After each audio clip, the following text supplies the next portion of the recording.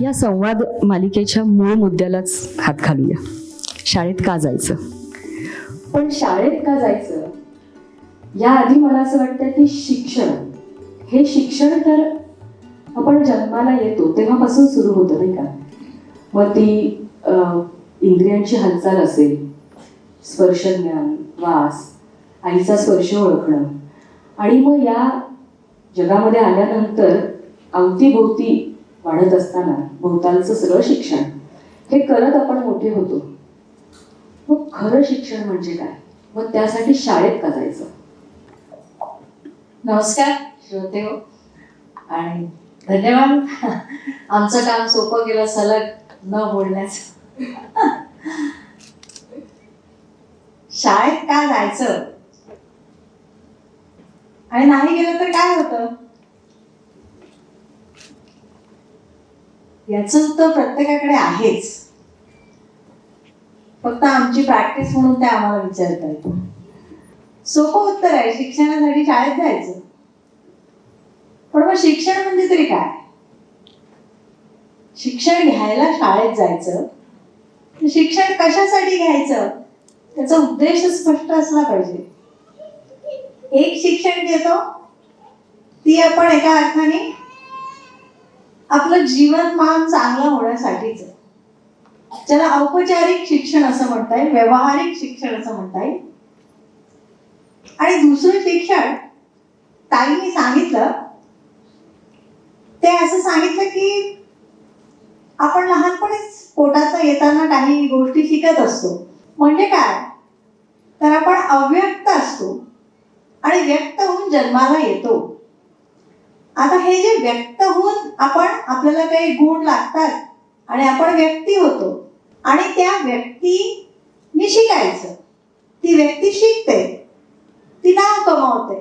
माझ्या बाजूला बसलेल्या चिन्मयताई आहे, नाव कमावलंय त्यांच्या क्षेत्रात, लौकिक आहे, नामांकित आहे. हे शिक्षण आहे त्यांचं. पण मग एवढ्यावर शिक्षण थांबतं का? आपण अव्यक्ताचं व्यक्त होतो, ते व्यक्त होणं त्यांचं झालंय, पण परत आपला प्रवास अव्यक्ताकडे असतो. त्याला खरं शिक्षण म्हणतात. आणि त्या शिक्षणाचं छोटं वाक्य म्हणजे सा विद्या या विमुक्तये. म्हणजे अशी विद्या माझ्याजवळ हवी की जी मला मुक्त करेल. पण त्याच्या मधला टप्पा काय तर मी माझं या जगामध्ये एक स्थान पण निर्माण करेल. त्याच्यासाठी मी शाळेत पण जाईल. पण या शाळेमधल्या शिक्षणामध्येच मला ते मोठं ध्येय ज्या दिवशी ज्या शाळेत गवसेल ते खरं शिक्षण, असं मला वाटतं. खूपच छान. चिन्मयताई, तुम्हाला काय वाटतं? आज तुम्हाला एक अशी वेगळी मेजवानी मिळणार आहे की एकीकडे अत्यंत ज्ञानवर्धक आणि अनुभवातून आलेले असे काही बोल असणार जे मधुश्रीजींचे असतील. मी ज्याच्याकडे समाज एक नटी असं म्हणून बघतो, तिथूनच आलेली आहे. त्याच्यामुळे माझी उत्तरं जरा रंजक असतील, ती खूप गंभीर असतील की नाही याच्याबद्दल मला थोडीशी शंका आहे. पण मी जे बोलीन ते माझ्या स्वानुभवातून बोलीन आणि माझ्या अल्पमतीनुसार मला जे काही सुचतं ते बोलीन. अगदी साधं सरळ सांगायचं तर अक्षर लेखन आणि अंक वाचन लेखन लिहिता वाचता यावं म्हणून शाळेत जायचं, असं एक सामान्य लोक तुम्हाला उत्तर देतील माझ्यासाठी. पण मुळात मला असं वाटतं की मनुष्य हा समाजशील प्राणी आहे आणि घर हा त्याच्या समाजाचा ची पहिली ओळख. आपण जे मी नाही ते माझे आई बाबा, आजी आजोबा, काका काकू, भावंड, हे समाजाचं छोटंसं स्वरूप. त्याच्यानंतर जेव्हा मला आणखी मोठ्या समाजात मिसळायचं आहे त्याच्यामधला टप्पा म्हणजे शाळा. कारण त्याच्यामध्ये शाळेमध्ये सगळी मुलं तुमच्याच सारख्या घरातून आलेली नसतात, वेगवेगळ्या वातावरणातून आलेली असतात. कुणी काही व्यंग घेऊन आलेली असतात, कुणाची आर्थिक परिस्थिती तुमच्याच परिस्थितीसारखी नसते, ती वेगळी वेगळी असते. अशा वेळेला युनिफॉर्मली समाजाचा एक घटक म्हणून तुम्हाला जी पहिली ओळख मिळते ती मला वाटतं शाळेत मिळते. आणि म्हणून शाळेत जायचं. आणि ते जे शाळेतलं शिक्षण असतं ते जर आनंददायी असेल तर मग पुढचं तुमचं समाजातलं जे वावरणं असतं ते अधिक सुदृढ आणि सशक्त असं बनतं असं मला वाटतं. म्हणून शाळेत जायचं. होम स्कूलिंग, अक्षर वाचन किंवा अंकलेखन, अंक ओळख ही घरात राहून सुद्धा होऊ शकते. पण तिथे तुम्ही फक्त घरातले लोक कसे वागतात तेवढाच समाजाचा भाग तुम्हाला दिसतो. जेव्हा तुम्ही शाळेमध्ये जाता तेव्हा तुम्हाला सगळी प्रतवारी, सगळ्या वेगळ्या लोकांबरोबर मिसळून मिळून काहीतरी पुढे जायचं असतं. एक संघाची जी भावना असते ती मला वाटतं शाळेतून तुम्हाला जास्त चांगली कळते. म्हणून शाळेत जायचं. वा, तुम्ही इतकं छान सांगितलं. खरं तर सुरुवातीला जे तुम्ही म्हणालात हा तुमचा विनय होता, पण तुम्ही जे उत्तर आता त्या म्हणजे समजावून सांगितलं ते आम्हाला खूप पटलंय. हो ना श्रोते हो? खरं तर त्याच्यात अजून एक जोड एखाद्या वाक्याची दिली इच्छिते.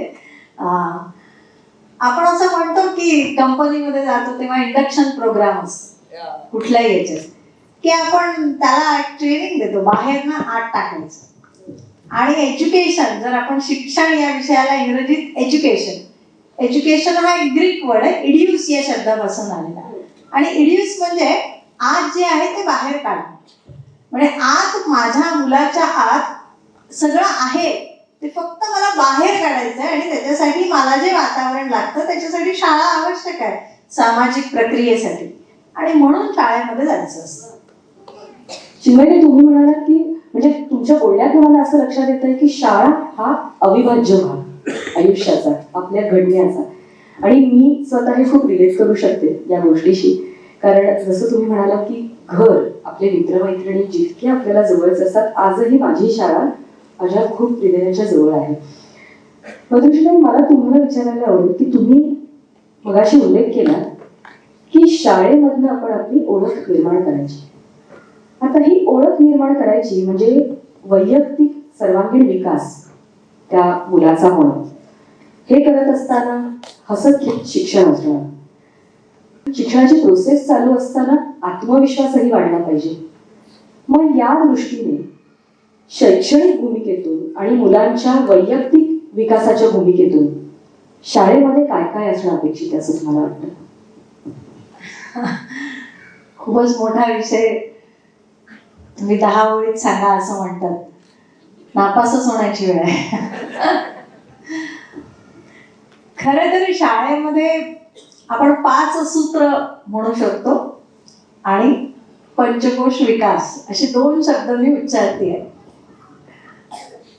5 गोष्टी काय आहे ज्या घरात आणि शाळेत दोन्हीकडे असणं अपेक्षित आहे. एक आहे करणं, म्हणजे करण. काहीतरी तुम्ही केलं पाहिजे. मग अक्षर समजून घ्यायचं असेल तर पहिले वाचलं पाहिजे, हे करणंच आहे. लिहिलं पाहिजे, रांगोळी काढली पाहिजे, ज्या काय माध्यमातून तुम्ही शिकणार आहात, अक्षर, न्यूमरसी आणि लिटरसी ज्याला म्हणतात ते सुरुवातीच्या कालावधीमध्ये, तर हे तुम्हाला करण आहे. मग विज्ञानाचा प्रयोग असेल, गाणं पाठ करणं असेल, सहलीला जाणं असेल, मुलाखत घेणं असेल, नृत्य करणं असेल, स्वतःचं सेल्फ एक्सप्रेशन असेल, वक्तृत्व स्पर्धा असेल, जे काय आहे ह्या सगळ्या अनेक 100 संवादाची माध्यमं असतात मुलांची. आणि ती सगळी माध्यमं जेव्हा शिक्षणामध्ये वापरल्या जातात ती करायला मिळतात त्यांना, ऐकायला नाही. एकाच बाजूने ऐकणं असं न होता स्वतः करायला मिळतात. त्याला अनुभवजन्य शिक्षण असं म्हणतात. ते अनुभवजन्य शिक्षण म्हणजे करण. हे करण बरेच वेळा खूप मुलं करतात. खरं तर तुम्ही जर बघितलं तर अगदी बांधकाम करणाऱ्या साईटवर जर बघितलं तर ती मुलं अनेक गोष्टी करत असतात. अगदी म्हणजे आज आता पावसाळा आहे तर पावसाळ्यामध्ये अगदी अर्धी तेलाची बाटली किंवा पाण्याची बाटली कापून ती मुलं नाव करत असतात आणि सोडून देत असतात. तर करणं हे त्यांचं नक्की होत असतं. करण्याच्या पलीकडली जी प्रक्रिया असते ती त्यांची थांबलेली असते. फार कमी मुलांची ती येऊ शकते. त्याला म्हणतात ग्रहण करणं. म्हणजे हे काय करतोय मी, कशासाठी करतोय याचं ग्रहण. मग धारण करणं म्हणतात, म्हणजे धरून ठेवणं. अच्छा, म्हणजे प्लास्टिकची बाटली मी दुसरी घेतली तरी पण असंच होईल, मग प्लास्टिकचा कागद घेतला तरी पण असं होईल, माझा प्लास्टिकचा रेनकोट पण तरंगेल का, टायर पण तरंगेल का. याला म्हणतात करण, ग्रहण, धारण. म्हणजे ते सामावून घेतलं. सामावून घेतलं आणि त्याचा अनेक ठिकाणी वापर करायला शिकलो. आणि नंतरचा टप्पा असतो स्मरण, की मला ते नंतर आठवतं पण, म्हणजे मी वर्गामध्ये जातो आणि मला आठवतं की मी हे लहानपणी केलेलं आहे आणि हा विज्ञानाच्या प्रयोगाचा तरंगता बुडता प्रयोग आहे, किंवा अजूनही कुठला असू शकतो, पॅराशूट हवेमध्ये टाकणं असू शकतं, की त्याला मी प्लास्टिकचा कागद लावला तर वर उंच जातं ते. असे अनेक उपयोग ज्याला म्हणतात, त्याचं एका गोष्टीचं अनेक गोष्टींसाठी स्मरण होणं, म्हणजे करण, ग्रहण, धारण आणि स्मरण असे 4 टप्पे परिपूर्ण झाले की शेवटचा जो टप्पा असतो जो शाळेमध्ये अपेक्षित आहे ते आहे क्षेपण. क्षेपणासाठी काय असतं तर शाळेमध्ये आता नॅशनल एज्युकेशन पॉलिसीमध्ये असं म्हटलंय की तुम्ही पिअर ग्रुपिंग करा, म्हणजे एका मुलाने दुसऱ्या मुलाला समजवायचं, दुसरा शाळेमध्ये 2 ग्रुप करून एकमेकांना प्रश्न विचारायचे आणि एकमेकांनीच उत्तरं द्यायचे, तिसरं त्यांचा वादविवाद होऊन जाऊ द्या की मी डबा खायचा की नाही खायचा, का मी हात धुवायचे, एक ग्रुप म्हणेल मी नाही हात धुणार, एक ग्रुप म्हणेल मी हात धुईल, होऊन जाऊ द्या वादविवाद, आणि त्या चर्चेतनं जे काय बाहेर पडेल ते उत्तम असणार आहे. म्हणजे याला म्हणतात क्षेपण. म्हणजे मला मी पुस्तकात वाचलंय की हात धुवायचे, त्याला मी उत्तर लिहिलंय आणि मला 100 पैकी 100 मार्क मिळाले, पण वर्गातल्या 100 मुलांपैकी किती मुलं खरंच हात स्वच्छ धुतात, हा एक रिसर्चचा विषय म्हणून बसलेला आहे. त्यामुळे असे जेव्हा वादविवाद होतात तेव्हा ते क्षेपण असतं, ते मनातले विचार एक्सप्रेस करणं असतं आणि त्याच्यात ते शिक्षण परिपूर्ण असतं. म्हणजे मी आज काही वाचलंय शिक्षणावरचं आणि त्याच्यातनं मला सगळं आठवणार आहे का ताईंनी प्रश्न विचारल्यावर, हे एकदम त्यांनी अचानकच विचारणार आहे.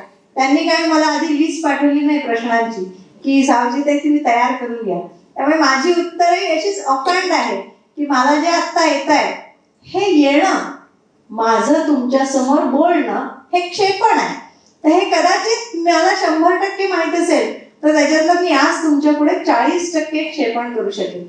तर ह्या 4 प्रक्रिया, आता ह्या ज्या 5 प्रक्रिया ज्याला म्हणतात शिक्षणाच्या, ह्या करत असताना पहिल्या स्टेजला कोण काम करतं, करण या स्टेजला, तर तुमचं शरीर काम करतं, म्हणजे उड्या मारणं असेल वगैरे असं सगळं. म्हणजे पहिले तुमचा अन्नमय कोश काम करतो. नंतरच्या टप्प्याला काय असतं की तुम्हाला मनन, धारण, लक्ष ठेवणं असं जे आहे, या ह्याच्यामध्ये प्राण आणि मन या 2 गोष्टी जर एकत्रित असतील तर मला त्या घटना आठवतात. जर माझं त्या ठिकाणी मन नाही आहे तर मला त्या घटना आठवणार नाही, त्याचं स्मरण मला होणार नाही. स्मरण कोण करतं तर बुद्धी करते, त्याच्या पलीकडला कोश आहे. म्हणजे पहिला अन्नमय कोश आहे जो दिसतो, मग प्राणमय कोश आहे. प्रत्येक जगाच्या पाठीवर कोणतीही व्यक्ती, मनुष्य प्राणी निवडला, कोणत्याही जाती धर्माचा निवडला, कोणत्याही वयाचा निवडला, तरी सुद्धा त्याला हे 5 कोश आहेत आणि या 5 कोशांच्या माध्यमातूनच तो शिकतोय. प्रश्न असा आहे की आपण आपल्या पहिल्या कोशाला मुलांना शाळेच्या शिक्षणात आणि घराच्या शिक्षणामध्ये वाव देतो का? अन्नमय कोश. दुसरा प्राणमय आणि मनोमय कोश, म्हणजे त्याचं मन एकाग्र होण्यासाठी काय काय करावं लागतं त्याच्यावर मी बोलत नाही, फक्त सांगते. आणि नंतर बुद्धी उघडते, त्याला म्हणतात विज्ञानमय कोश.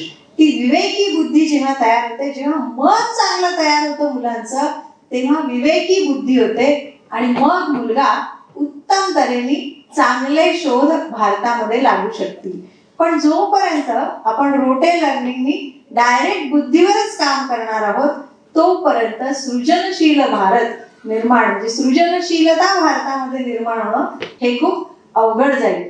त्यामुळे साठा उत्तराची कहाणी असं मी त्यांचं उत्तर वाटतंय खरंच.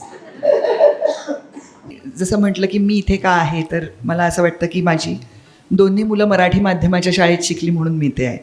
तर खरं तर माझं त्याच्यामध्ये काहीच कर्तृत्व नाही आहे, कर्तृत्व जे आहे ते त्यांचं आहे.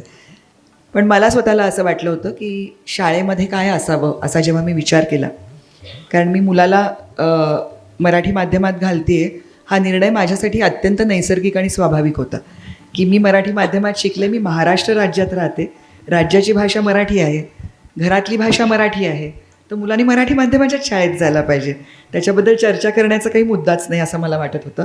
पण जेव्हा मी हा निर्णय घेतला, आज माझा मुलगा 25 वर्षाचा आहे, 25 वर्षापूर्वी जेव्हा निर्णय घेतला तेव्हा त्याला बराच विरोध झाला. कारण सगळ्यांना असं वाटत होतं की हा मुलगा मागे पडणार. तर ही जी काही आपण एक रेससाठी मुलांना तयार करतो का स्पर्धेसाठी, आणि मग स्पर्धा म्हणजे कुठली स्पर्धा, जगणं काय आहे. जसं मघाशी त्या मला जसं मधुश्रीताई म्हणाल्या बोलताना की एक लौकिक कमावणं, जीवनमान सुधारणं, ह्या गोष्टी तर आहेत, पण त्याच्याही पलीकडे काहीतरी जगणं असतंच ना. आज त्या भारतभर फिरतात, त्यांचं उत्पन्नाचं साधन नाही आहे ते. भारतभर फिरून शिक्षणाचा अभ्यास करणं आणि त्याचा प्रसार प्रचार करणं ही त्यांची उपजीविका नव्हे, पण ते त्यांचं ध्येय आहे. त्याच्यामुळे आपण ध्येयासाठी प्रेरित करणार आहोत का आपल्या मुलांना, की फक्त जीवनमान त्यांचं सुधारावं. म्हणजे खरं तर बाबू तयार करायची ही खरी तर गोष्ट पाश्चात्य लोकांनी जेव्हा इथे येऊन राज्य केलं त्यावेळेला आपल्याला चांगले क्लार्क्स मिळावेत ह्याच्यासाठी इंग्रजी शिक्षण मुळात सुरू झालं इकडे, त्यांचा राज्यकारभार चांगला चालावा म्हणून. ब्रिटिश गेले तरीसुद्धा आपण त्या जोखडातून बाहेर जात नाही, मुक्त होत नाही. इंग्रजी शिकणं आणि इंग्रजीतून शिकणं ह्या दोन वेगळ्या वेगळ्या गोष्टी आहेत. मूल घरामध्ये एका भाषेमध्ये बोलतं, त्याची आई त्याच्याशी त्या भाषेत बोलते, वडील त्याच्याशी त्या भाषेत गोष्टी सांगतात, असं सगळं असताना एक आनंददायी वातावरण असताना त्याच्यानंतर तुम्ही शाळेत त्याला पाठवता म्हणजे कुठल्या तरी कारागृहात पाठवल्यासारखं त्याला वाटू नये. त्याला जो आनंद इथे शिकताना मिळतो चिवकाऊच्या गोष्टींमधून, तोच आनंद त्याला तिथेही मिळावा. शिक्षण जे असेल ते आनंददायी असावं. त्याच्यामुळे शाळेमध्ये सगळ्यात पहिल्यांदा आणि सगळ्यात शेवटी प्रेम आणि आनंद मिळाला पाहिजे मुलाला. वा वा, मूलभूत गोष्टी. जाणीवा प्रगल्भ झाल्याचा आनंद असू शकतो, एखादी गोष्ट नवीन करता आल्याचा आनंद असतो, पाढापाठ झाल्याचा सुद्धा आनंद असतो, बाईंनी छान म्हटलं ह्याचा आनंद असतो, मी वक्तृत्व स्पर्धेत जाऊन भाषण केलं, बक्षीस मिळालं की नाही हे महत्त्वाचं नाही, पण मी सहभाग घेतला हे खूप महत्त्वाचं असतं. मी सहभाग घेतो, माझ्यावरती जबाबदारी आहे, मी एक जबाबदार व्यक्ती आहे, हे सांगण्याची जागा म्हणजे शाळा. त्याच्यासाठी ज्या ज्या काही गोष्टी माझी मुलगी जी शिकली, माझी मुलगी पहिल्यांदा ज्या शाळेत गेली, SSC बोर्डाची साधी सुरती छान शाळा, प्रतिथ यश ज्यांची मेरिटमध्ये खूप मुलं येत होती वगैरे, असा लौकिक असलेल्या शाळेमध्ये ती जात होती, दोन्ही मुलं माझी. पण ज्या वेळेला मला लक्षात आलं की माझा मुलगा तो सतत 95% खाली येतच नाही आणि त्याला गणितात पैकीच्या पैकी मार्क मिळतात म्हणून तो शाळेमध्ये फार लाडका आहे, पण माझी मुलगी तशी नव्हती. तिचा भाषिक विकास जास्त चांगला आहे, तिला इतिहास फार सुंदर कळतो, पण ती गणित आणि विज्ञानामध्ये तेवढी ती प्रगती दाखवत नव्हती, तर तिला ठरवलं गेलं. शाळा तुम्हाला तुमची गुणवत्ता वाढवू देत, पण तुमचा दर्जा खाली की वर हे नको ठरवू देत. ही गोष्ट खूप महत्त्वाची असते. त्याच्यामुळे सहभाग, जबाबदारी, आनंद, प्रेम हे ज्या शाळेत मिळेल ती खरी शाळा. आणि मग जबाबदारी म्हणजे माझी बाथरूम किंवा इन्फ्रास्ट्रक्चरबद्दल आपण नंतर बोलणार आहोत शाळांच्या, पण शाळा ही पण माझी जबाबदारी. ही जाणीव जिथे जागरूक होईल, जसं त्या म्हणाल्या की आपल्याकडे बऱ्याच शाळांमध्ये असं असतं की शिस्तीच्या नावाखाली किंवा संवाद घडत नाही, बाई सांगतात म्हणून मी करतो किंवा बाबा वाक्य प्रमाणम असं जे आपण म्हणतो, ते शिक्षण आता चालणार नाही. त्याची गरज होती एका काळी, पण जसा समाज बदलेल तसं शिक्षण पण बदललं पाहिजे. त्याच्यामुळे शाळा आता अशा असल्या पाहिजेत ज्या सुसंवादावरती आधारित असतील, की जसं त्या म्हणाला की वादविवाद व्हायला पाहिजेत. आपण का घाबरतो? वेगळ्या मताला आपण का घाबरतो? वेगळी मतं असू शकतात आणि त्या मतांचा आदर ठेवून आपण आपली मतं टिकवू शकतो, ह्याच्यावरती विश्वास जागवणारी आणि वाढवणारी अशी शाळा असली पाहिजे. तुम्ही म्हणालात की तुम्ही दोघींनी उल्लेख केला की वादविवाद झाला पाहिजे चांगल्या अर्थाने.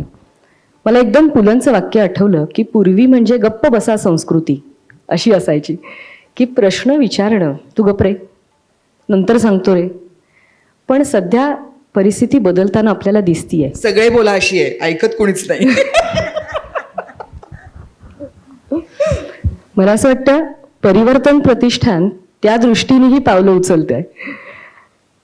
जे आत्ता तुम्ही दोघींनी सांगितलं की शाळेमध्ये काय काय असावं, या दृष्टीने मला इथे एक नमूद करताना खूप आवडेल की परिवर्तन प्रतिष्ठानच्या अंतर्गत पालवी शिशुविहार आपण चालू केलेलं आहे 3 ते 6 वयोगटामध्ये. आणि तुम्ही सांगितल्याप्रमाणे प्रेम ही सगळ्यात पहिली मूलभूत गोष्ट तिथे देण्याचा प्रयत्न केला जातोय. दुसरी गोष्ट हसत खेळत शिक्षण आणि खेळता खेळता मुलांना गोष्टी शिकवणं. जे असं पटकन वाटतं की अरे आम्ही पहिलीला जाणार, मग आमची तयारी नसणार काही. पहिलीला जाण्याची पूर्वतयारी करून घेतली जाईल, पण मुलांना हा अभ्यास आहे हे न सांगता त्यांच्या नकळत त्यांना ते येईल. तर हे हे ऐकताना आत्ता मला मनोमन आनंद झालाय की या दृष्टीने आपल्या नगरमध्ये ही पावलं उचलली जात आहेत. ही चळवळ सुरू होतीये. आता हे आपलं काम आहे की या चळवळीला आपण हात देणं, ही चळवळ आणखीन मोठी करणं आणि यशस्वीतेकडे त्याची चाल पुढे नेणं. आता ही शाळा ही अत्यंत जवळची एक बाजू असते आपली. हे करत असताना पूर्वीची शाळा आणि सध्याची शाळा, जसं आता आपण तिघी मराठी माध्यमातून शिकलेल्या आहोत, तुम्ही मुलांचं उदाहरण दिलं, म्हणजे आपल्या वेळेसची शाळा, मुलांच्या वेळेसची शाळा, आणि या निमित्ताने तुम्ही अनेक शाळांमध्ये अनेक विद्यार्थ्यांना तुम्ही भेटता, त्यांच्याशी संवाद साधता. तर सध्याची शाळा आणि त्याबरोबरीनं शिक्षकही, यामध्ये काही फरक जाणवतो? शाळेत जसा फरक झाला आहे ना, तसा पालकांमध्ये फरक झाला आहे. शाळेत फरक झाला, आता ठीक आहे, पूर्वी असं होतं की मी शाळेत जायची तर जिल्हा परिषद क्रमांक 3 यवतमाळ अशी माझी शाळा, मग विवेकानंद शाळा, अशा शाळेचा प्रवास होता माझा मराठी माध्यमाचा. तेव्हा असं पालवीसारखा पालक मेळावा भरायची गरज नव्हती. माझे वडील मॅथमॅटिक्सचे प्राध्यापक होते. मला आठवत नाही शाळेमध्ये पालक सभा झाली आणि माझे वडील कधी आले. रिझल्टही आम्हाला शाळा द्यायची, आम्हीच बघायचो आमचे पेपर, घरी आणून वडिलांची सही घ्यायची आणि देऊन द्यायचं. इतकं साधं सरळ सोपं काम. किंवा अनेकांना आठवत असेल की अरे तू कोणत्या वर्गात आहे सांग बरं या काकांना, असं म्हणणारे आईवडील आपल्या याच्यामध्ये होते. तो एक विश्वास होता. पूर्वीच्या आणि आजच्या शाळांमधला फरक म्हटला तर ओव्हरऑलच समाजाचा जो पाया आहे तो विश्वासावर आधारलेला होता. मग तो डॉक्टर असो, शिक्षक असो, कामगार असो, कामवाली बाई असो, हा सगळा विश्वासावर, विश्वास ही एक मोठी गोष्ट असतो. किंवा आईवडिलांचे संसार असो, कुटुंब हा पण विश्वासावर आधारलेला एक पाया होता की हां आपण आयुष्यभर राहणार आहोत सोबत, त्याच्यात काही शंकाच नसायची कोणाच्या मनात. आज ह्या सगळ्या गोष्टीचा पायाच मुळे अविश्वास झाला आहे आणि हा अविश्वास हा सगळीकडे रिफ्लेक्ट होतो आहे. आता कुटुंब बदलली त्यामुळे पालक, म्हणजे पूर्वी कुंभाराचा मुलगा कुंभारच व्हायचा, आज असं नाही आहे. तो आज सॅन फ्रान्सिस्कोला जातो कुंभाराचा मुलगा. तर चांगली घटना आहे. समाजामधला हा बदल चांगला आहे की समाज तेच करायला पाहिजे असं नाही आहे, त्याचे काही फायदे पण आहेत, पण तरीसुद्धा मी असं म्हणेन की प्रगतीपथावर आहे.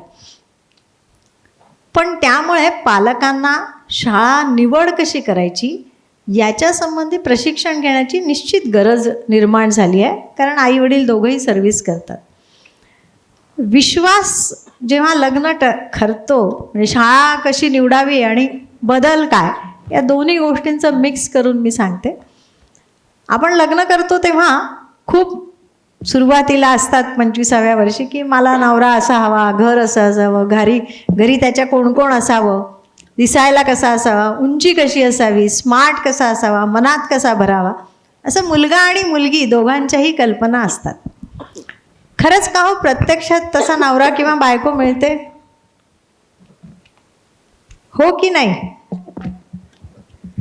चुप आहे, चिडी चुप आहे पूर्ण समाज. हां, म्हणायची पण हिंमत नाही आहे नवरा बायकोंना की नाही असं नाही मिळालं आहे. खरंच नाही मिळत असं, मला पण नाही मिळालं है ना. आता तुमच्या वतीने मी सांगते, कमी होती त्याच्यापेक्षा जास्त चांगला मिळाला. असं मिळत नसतंच. 10 आपण गोष्टी निवडल्या पाहिजे आणि त्या 10 गोष्टीमधल्या 3 गोष्टी जर नक्की मिळाल्या आपल्याला त्याचं पहिले क्रायटेरिया ठरवून टाकला पाहिजे की भारतात राहणारा डॉक्टर, या गावात राहणारा, स्वतंत्र प्रॅक्टिस करणारा, निर्व्यसनी, आणि मग याच्यापैकी कोणत्या तरी 3 गोष्टी मला 100% असतील तरच मी मुलाला हो म्हणेल. तसं पालकांनी शाळेमध्ये पूर्वीची शाळा कशी होती आणि आजची कशी होती यापेक्षा आजच्या शाळेमध्ये मला काय पाहायचं आहे, तर मी माझ्या मुलींसाठी जे पाहिलं ते मी तुम्हाला सांगते. मातृभाषेतच माझ्या मुली शिकल्या आणि माझी नातवंडही मातृभाषेत शिकतात आहे. सांगण्यासाठी तुम्हाला सांगते की माझा जावाई कार्डिओलॉजिस्ट आहे, मुलगी डेंटल सर्जन आहे. असं नाही आहे की ते काही शिकलेच नाही आणि पैसेही नाही कमवत त्यामुळे त्यांनी मातृभाषेत घातलं. शिकून सवरून समजून उमजून सगळ्या गोष्टी ठरवून त्यांनी मातृभाषेतल्या शाळेमध्ये मुलांना घातलेलं आहे. याच्याकरता की इथे कोणाला जर काठावर असतील तर हिंमत यावी, अरे हो असं आहे का, काय हरकत नाही घालायला. जरा आपल्याला पाण्यामध्ये उडी मारायची असेल तर कुणीतरी ढकलावं लागतं ना, म्हणून सांगितलं. तर या 7 गोष्टी काय बघितल्या पाहिजे, 7-8 गोष्टी. 1, शाळेमध्ये अनुभवजन्य शिक्षण आहे का. दुसरं, शाळेला कुठेतरी निसर्ग आहे का अवतीभोवती, का 10व्या मजल्यावर शाळा आहे आणि मुलांना निसर्गाचा स्पर्शही होत नाही, ना हवा, ना प्रकाश, ना माती, ना पाणी, ना आकाश, काहीच दिसत नाही आणि बंदिस्त शाळा आहे. मुंबई सोडून द्या, पण नगरच्या शाळेचं सांगते. त्यामुळे निसर्गाशी निगडीत असलेली शाळा असली पाहिजे. स्वभाषा चालवणारी शाळा असली पाहिजे. स्वदेशावर प्रेम करणारी शाळा. म्हणजे स्वदेशावर प्रेम म्हणजे काय, तर आमचा सुवर्ण महोत्सवी वर्ष आहे, अमृत महोत्सवी वर्ष आहे, सुवर्ण नाही अमृत महोत्सवी वर्ष आहे. हर घर तिरंगा. स्वदेश म्हणजे देशावर प्रेम करणारी शाळा. जे सरकारने ठरवलं, सरकार कोणता हा विषय नाही, पण सरकारने देशप्रेमासाठी काही गोष्टी ठरवल्या, तर माझी शाळा ती राबवते का, की म्हणते काही गरज नाही, कशाला 15 ऑगस्टला येतं, तुम्ही घरीच थांबा, 1 तासासाठी झेंडावंदनाला येण्याची गरजच काय आहे. त्यामुळे स्वभाषा, स्वदेश आणि स्वसंस्कृती पाळणारी ही शाळा आहे का. या 3 गोष्टी, अनुभवजन्य शिक्षण, निसर्गाशी निगडीत शिक्षण आणि अनौपचारिक शिक्षण. अनौपचारिक म्हणजे काय, औपचारिक सगळ्या शाळा घेतात, सगळे पालक औपचारिकला ट्युशन्स लावतात, कितीही नाही म्हटलं तरी लावतात, ही सत्यता आहे. अनौपचारिक शिक्षणामध्ये मुलाखत येते, अनौपचारिक शिक्षणात सहल येते, अनौपचारिक शिक्षणामध्ये डान्स, नृत्य, या शाळेमध्ये नाट्याभिनयाचा कधीतरी तास होतो का, कुठलं तरी शिबिर अरेंज केलं जातं का, पक्ष्यांचे आवाज काढणाऱ्याला बोलवलं जातं का, जादूगर कधीतरी वर्षभरात एखादा तरी येतो का, याला म्हणतात अनौपचारिक शिक्षण. शेजारच्या गल्लीमधला कचरा साफ करायला मुलांना शाळा घेऊन जाते का, शाळेच्या बाहेरचा कचरा मुलं साफ करतात का, कधीतरी. रोज करावं असं मी म्हणत नाही, पण हे संस्कार माणसाला मोठं करत असतात. तर अशा शाळेमध्ये केलेला गजरा शेजारच्या मावशीला मुलं देतात का, पोलिसांना राखी बांधतात का, अग्निशमन दलाला थँक्यू म्हणतात का. अशा अनेक गोष्टी आहे ज्याला अनौपचारिक शिक्षण म्हणतात आणि त्याचा संस्कार, त्याला भावज संस्कार म्हणतात आणि हा दीर्घकाळ टिकणारा संस्कार असतो. हा माणसाचं जीवन, औपचारिक शिक्षण माणसाला खूप कमी लागतं. मी डॉक्टर झाले तर मला जे काही शिकले मी 10 वर्ष, त्याच्यातलं मला फक्त 25% माझ्या प्रॅक्टिसला कामी आलं. 75% शिक्षण हे माझ्या शाळेने मला जे अनौपचारिक शिक्षण दिलं तेच माझ्या आयुष्यामध्ये पूर्णपणे कामी आलेलं आहे. म्हणजे इमर्जन्सीमध्ये माझे मुख्याध्यापक जेलमध्ये होते, म्हणजे माझी अख्खी शाळाच संघाची होती आणि त्यामुळे जवळपास 80% जेलमध्ये होते आणि मी 10वीला होते. तर शाळेने आम्हाला जे फ्रीडम दिलं की 1 महिना तुम्ही शाळा चालवा, तुम्ही मुलांनी सगळे पिरियड घ्या, 1 महिन्यानंतर आम्ही शिक्षक रुजू करून घेऊ. ते जे शिकले ते कदाचित मी आयुष्यात कधीही शिकले नसते, की कितीही कठीण प्रसंग आला तरी सुद्धा आपण उभं राहू शकतो. आज 1 पिरियड झाला नाही तर पालक म्हणतात, अहो काय आहे, आम्ही फी देतोय ना, तुमचे पिरियड होत नाही आहे. अरे 1 पिरियड नाही झाला तर त्या पिरियडमध्ये काय करायचं हे अनौपचारिक शिक्षण त्या शाळेने मुलांना दिलेलं असेल तर तो मुलगा आयुष्यामध्ये अशी वेळ आली तर कुणी नाही आहे मला सांगायला, तरी मी कसं करायचं. म्हणजे या घोटणकरांना कुणी सांगितलं की नगरसाठी हा कार्यक्रम घ्या? कशासाठी एवढे कष्ट करतात आहे हे लोक? हे अनौपचारिक शिक्षण आहे. औपचारिकच ते शिकले असते तर त्यांनी औपचारिक शाळा चालवली असती, पत्रकं छापली असती, वस्तीत गेले असते, मुलांना पकडून ॲडमिशन करवून घेतले असते. सगळ्या समाजाचा विचार करणं हे अनौपचारिक शिक्षण आहे. आणि त्यामुळे अनुभवजन्य, अनौपचारिक, निसर्ग निगडित, स्वदेश, स्वभाषा आणि स्वसंस्कृती असं ज्या शाळेत शिक्षण आहे ते शिक्षण खरं आहे. आणि ती शाळा आजही उपलब्ध आहेत. नाही तसं नाही आहेत. आपल्याला डोळसपणे बघावं लागेल आणि आपल्या हृदयावर निशंक विश्वास ठेवावा लागेल की होय, माझी मुलं इथेच शिकतील आणि ते उत्तम होतील आणि जे होतील ते मला मान्य आहे. कदाचित एखादी गोष्ट राहून राहील. माझ्या नवऱ्यामध्ये जशा 10ही गोष्टी मला मिळाल्या नाही तरी माझा संसार आनंदात चालला आहे, एकमेकांना सहाय्य करत चालला आहे. तसं माझा मुलगाही आयुष्यामध्ये मोठा होईल. एखादी गोष्ट शाळा सगळं देईल हे सुद्धा आज शक्य नाही आहे. पूर्वीच्या काळीही शाळा देत नव्हती, पण पूर्वी कुटुंब मोठी होती, त्यामुळे अनौपचारिक शिक्षण हे घरांमधनं खूप व्हायचं. आज ते बाद झालं आहे. त्यामुळे शाळा निवडताना अनौपचारिक शिक्षण देणारी शाळा जरूर बघावी असं मी म्हणेन. किती मोलाची गोष्ट आहे. आज इथे मला दिसतात की इथेही 3 पिढ्या दिसतात मला, ज्यांची मुलं लहान आहेत, ज्यांची मुलं नुकतीच पासआउट झाली आहेत आणि आजी आजोबा सुद्धा आलेले आहेत. आपण सगळ्यांनी ही गोष्ट खरं तर लक्षात ठेवावी की आपण नेहमी म्हणतो की या शाळेत काय घेतलं जाईल, या शाळेची किती मुलं बोर्डात आली आहेत, यांचा रिझल्ट काय आहे. आणि असं वाटणं हे चुकीचं आहे असं मी पटकन म्हणणार नाही, परंतु या उलट आत्ता ताईंनी जो मुद्दा सांगितला तो किती महत्त्वाचा आहे, जो पटकन आपण विचारात घेतला जात नाही आपल्याकडनं, की अनौपचारिक शिक्षण हे औपचारिक शिक्षणापेक्षाही मोठं आहे, जे आपल्याला पुढे आयुष्यभर पुरतं.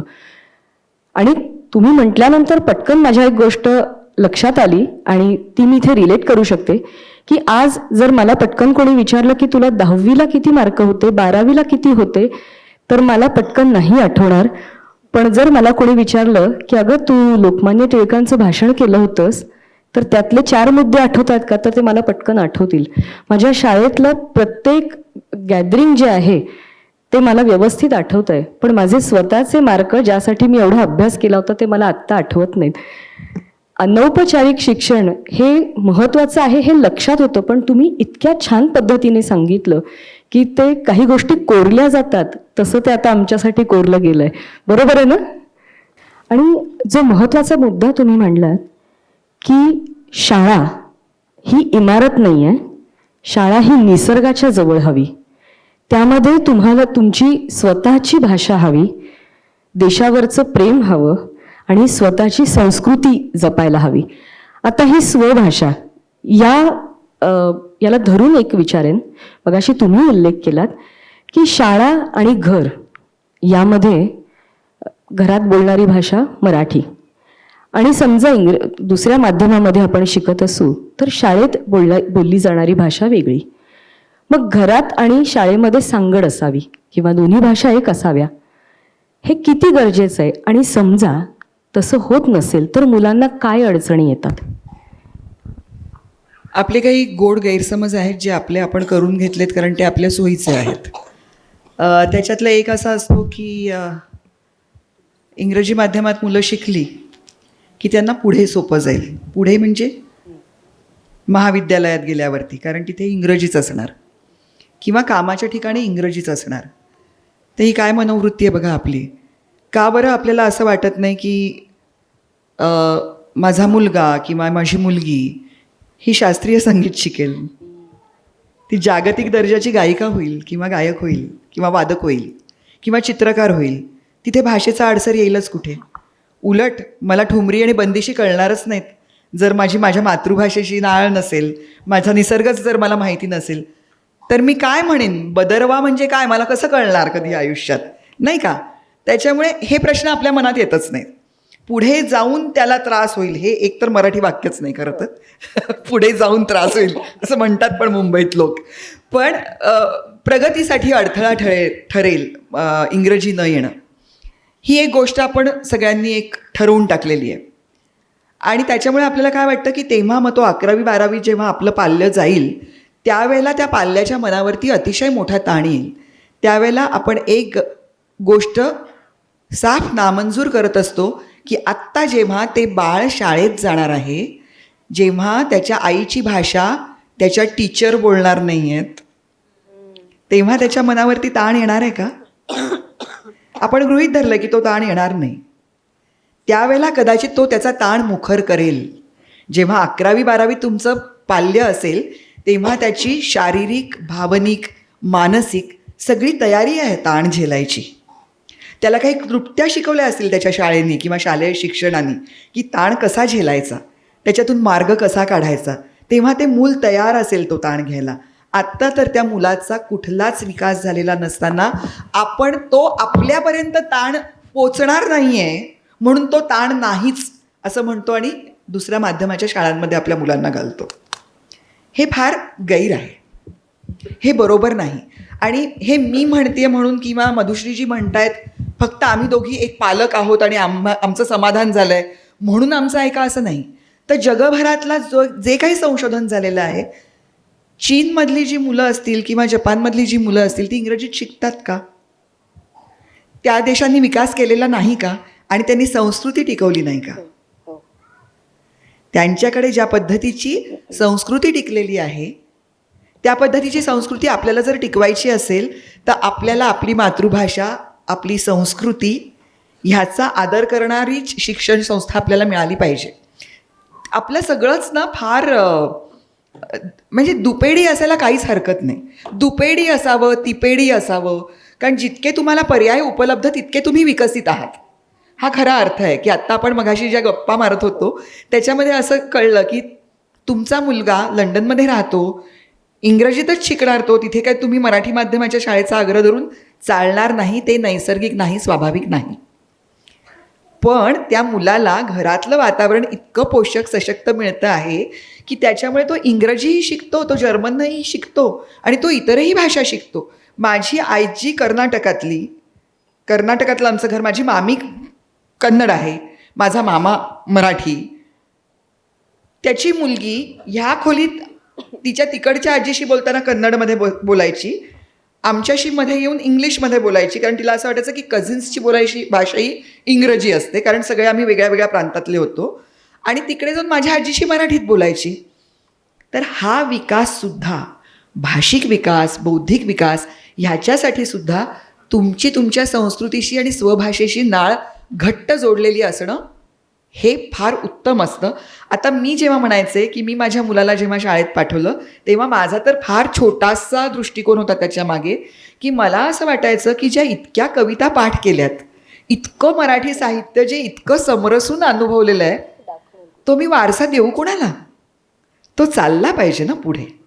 पिढीजात आपण ज्या गोष्टी म्हणतो ती काही फक्त पूजा आणि व्रतवैकल्य नव्हेत, ह्या सुद्धा सगळ्या गोष्टी असतात त्याच्यामध्ये. तर हे मी कुणाला देऊ? मी आज जर परदेशात जाऊन जर मी डॅफोडिल्स बघितले तर मला माझ्या मनामध्ये पहिल्यांदा गवत फुला रे गवत फुला ही कविता रुंजी घालतेच. मी त्या मानानेच जग बघते. सतत आपण म्हणतो की इंग्रजी ही जी आहे की ती जगाची खिडकी आहे, पण मला परसदारात काय उगवतं ते जर मला माहिती नसेल तर मी खिडकीतून पलीकडे बघून काय उपयोग आहे? त्याच्यामुळे मला असं वाटतं की तुमच्या परसात काय उगवतं ते तुमच्या मुलाला माहिती पाहिजे. तुमची भौगोलिक परिस्थिती काय आहे, तुमच्या भाषेतले कित्येक वाक्प्रचार आपल्याकडचे जे असतात, बोलाचीच कढी बोलाचाच भात सारखा वाक्प्रचार असेल, म्हण असेल, ती कळणारच नाही ना. ती माझ्या संस्कृतीशी पण जोडली गेलेली आहे. ती फक्त माझ्या भूगोलाशी नाही, ती माझ्या इतिहासाशी जोडली गेलेली आहे. ती माझं जे काय खानपान संस्कृती माझ्या घरातली आहे त्याच्याशी जोडली गेलेली आहे, माझ्या भावविश्वाशी जोडली गेलेली आहे. त्याच्यामुळे जर असं असेल, आता मला हे उत्तर द्यायला ना फार त्रास होतोय खरं तर, कारण कसं आहे प्राची, आत्ता तुम्ही जे विचारताय ते तुम्ही लंडनला तुमच्या मुलाला वाढवताय म्हणून त्याचं जर मी उत्तर दिलं तर आपल्याकडचे काही चलाख पालक म्हणतील मग आम्ही इंग्रजी मीडियममध्येच पाठवतो ना मुलांना आणि घरात देतोय वातावरण. कारण खूप लोक असं म्हणतात की आम्ही इंग्रजी माध्यमात आमच्या मुलांना पाठवलं पण तरीसुद्धा आम्ही त्यांना मराठीने खूप उत्तम बोलतात. मग तसं करा ना, मग मराठी माध्यमात मुलांना शाळेत पाठवा आणि त्यांचं इंग्रजी उत्तम करून घ्या. पण त्यावेळेला मेहनत करायला लागेल आपल्याला. पालकांना आपल्या मुलांबरोबर मेहनत करायला लागेल, त्यांच्याबरोबर सहभागी व्हायला लागेल. आणि शिक्षण हे असंच असतं, प्रत्येक टप्प्यावरती पालकांचा सहभाग हवा. तुम्ही मुलाला एकटं सोडायचं असतं बऱ्याच त्याच्या गोष्टी त्यांनी आनंदाने वेचाव्यात, म्हणजे म्हणून त्याचा प्रोजेक्ट नाही करून द्यायचा किंवा त्याचा निबंध नाही लिहून द्यायचा, पण ह्रस्वदीर्घांच्या चुकांच्याबद्दल सांगता आलं पाहिजे. माझा मुलगा काय निबंध लिहितो, त्याच्यातून काय विचार मांडतो, त्याच्या मनात काय खळबळ चालली आहे किंवा तो काय शिकतोय हे आपल्याला कळलं पाहिजे. आणि तेच मी सांगेन भाषेच्या विकासाच्या बद्दल सुद्धा.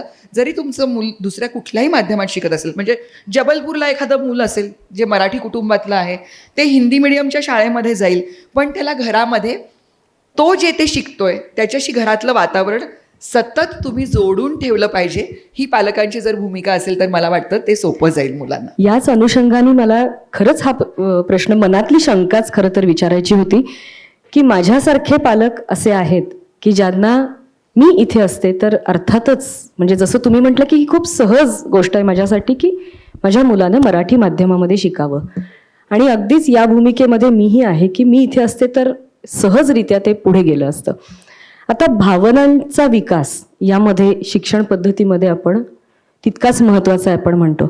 आणि तुम्ही म्हणालात तसं, तुम्ही तुमच्या परिवारातलं उदाहरण दिलं की मराठी म्हणजे आपली मातृभाषा जर आपली पक्की असेल तर लहान मूल हे पटपट ती भाषा बदलून बोलू शकतं, स्विच होऊ शकतं.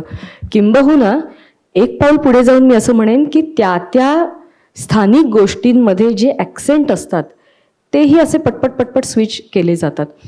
मुलांचा मेंदू त्या दृष्टीने इतका विकसित झालेला असतो. मधुश्रीताई, तुम्ही इतकं छान मगाशी सांगितलं की पालक बदलत चाललेला आहे, म्हणजे शाळा शिक्षक याहीपेक्षा पालक बदलत चाललाय. त्याचंही आणखीन एक उदाहरण की माझ्या मुलाला हे झेपणार नाही, हे मूल नाहीच सांगत, हे पालक सांगतात.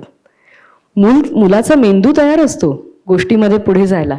तुम्ही तुमच्या बोलण्यातनं मगाशी सांगितलं की त्याला पुढे अडचणी येईल, पण ते मूल ठरवेल, पण हे पालक आधी ठरवतात.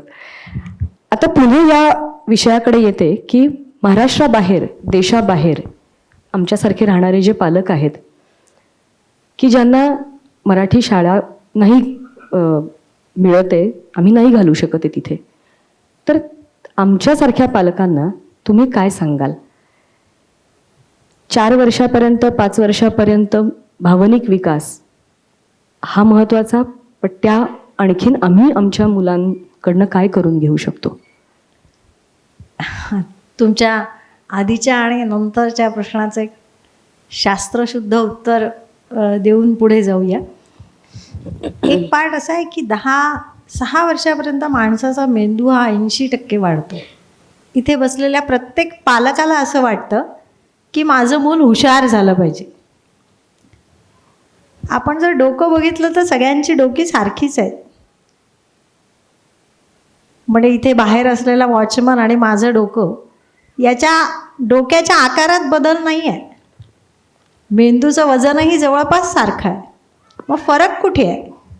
फरक इथे आहे, एक पार्ट आहे तो त्याचा प्रारब्ध घेऊन आला आहे आपल्या भारतीय संस्कृतीप्रमाणे. त्याने काही मागच्या जन्मात केला आणि या जन्मामध्ये तो घेऊन आला आहे जन्मजात. दुसरा आहे त्याच्या आईवडिलांकडनं त्याला काही बुद्धिमत्ता इनहेरिटन्समध्ये मिळाली आहे, अनुवंशिकतेने मिळाली आहे. आणि तिसरा पार्ट जो पालक म्हणून करणं अपेक्षित आहे आपल्याला, आणि ज्याच्यासाठी चिन्मयीताईंनी तुम्हाला हे सगळं सांगितलं की मातृभाषेतनं शिकवा, कारण तो आईच्या पोटात असल्यापासनं आईची भाषा आणि अवतीभोवतीची भाषा याच्यामधनं तो विचार करायला शिकतो. तो अवतीभोवतीचं जग आपल्या 5ही ज्ञानेंद्रियांनी बघायला, चाचपडायला, अनुभवायला, सुंघायला सर्वार्थाने शिकत असतो असं समजूया. असं जे शिक्षण आहे, हे शिक्षण ज्या भाषेमधनं होत आहे त्या भाषेला तो परदेशात राहिला तरीसुद्धा अवरोध निर्माण झाला नाही पाहिजे. आणि जर अवरोध म्हणजे त्याचा विरुद्ध जायला नको, त्या दिशेने पोहायला पाहिजे.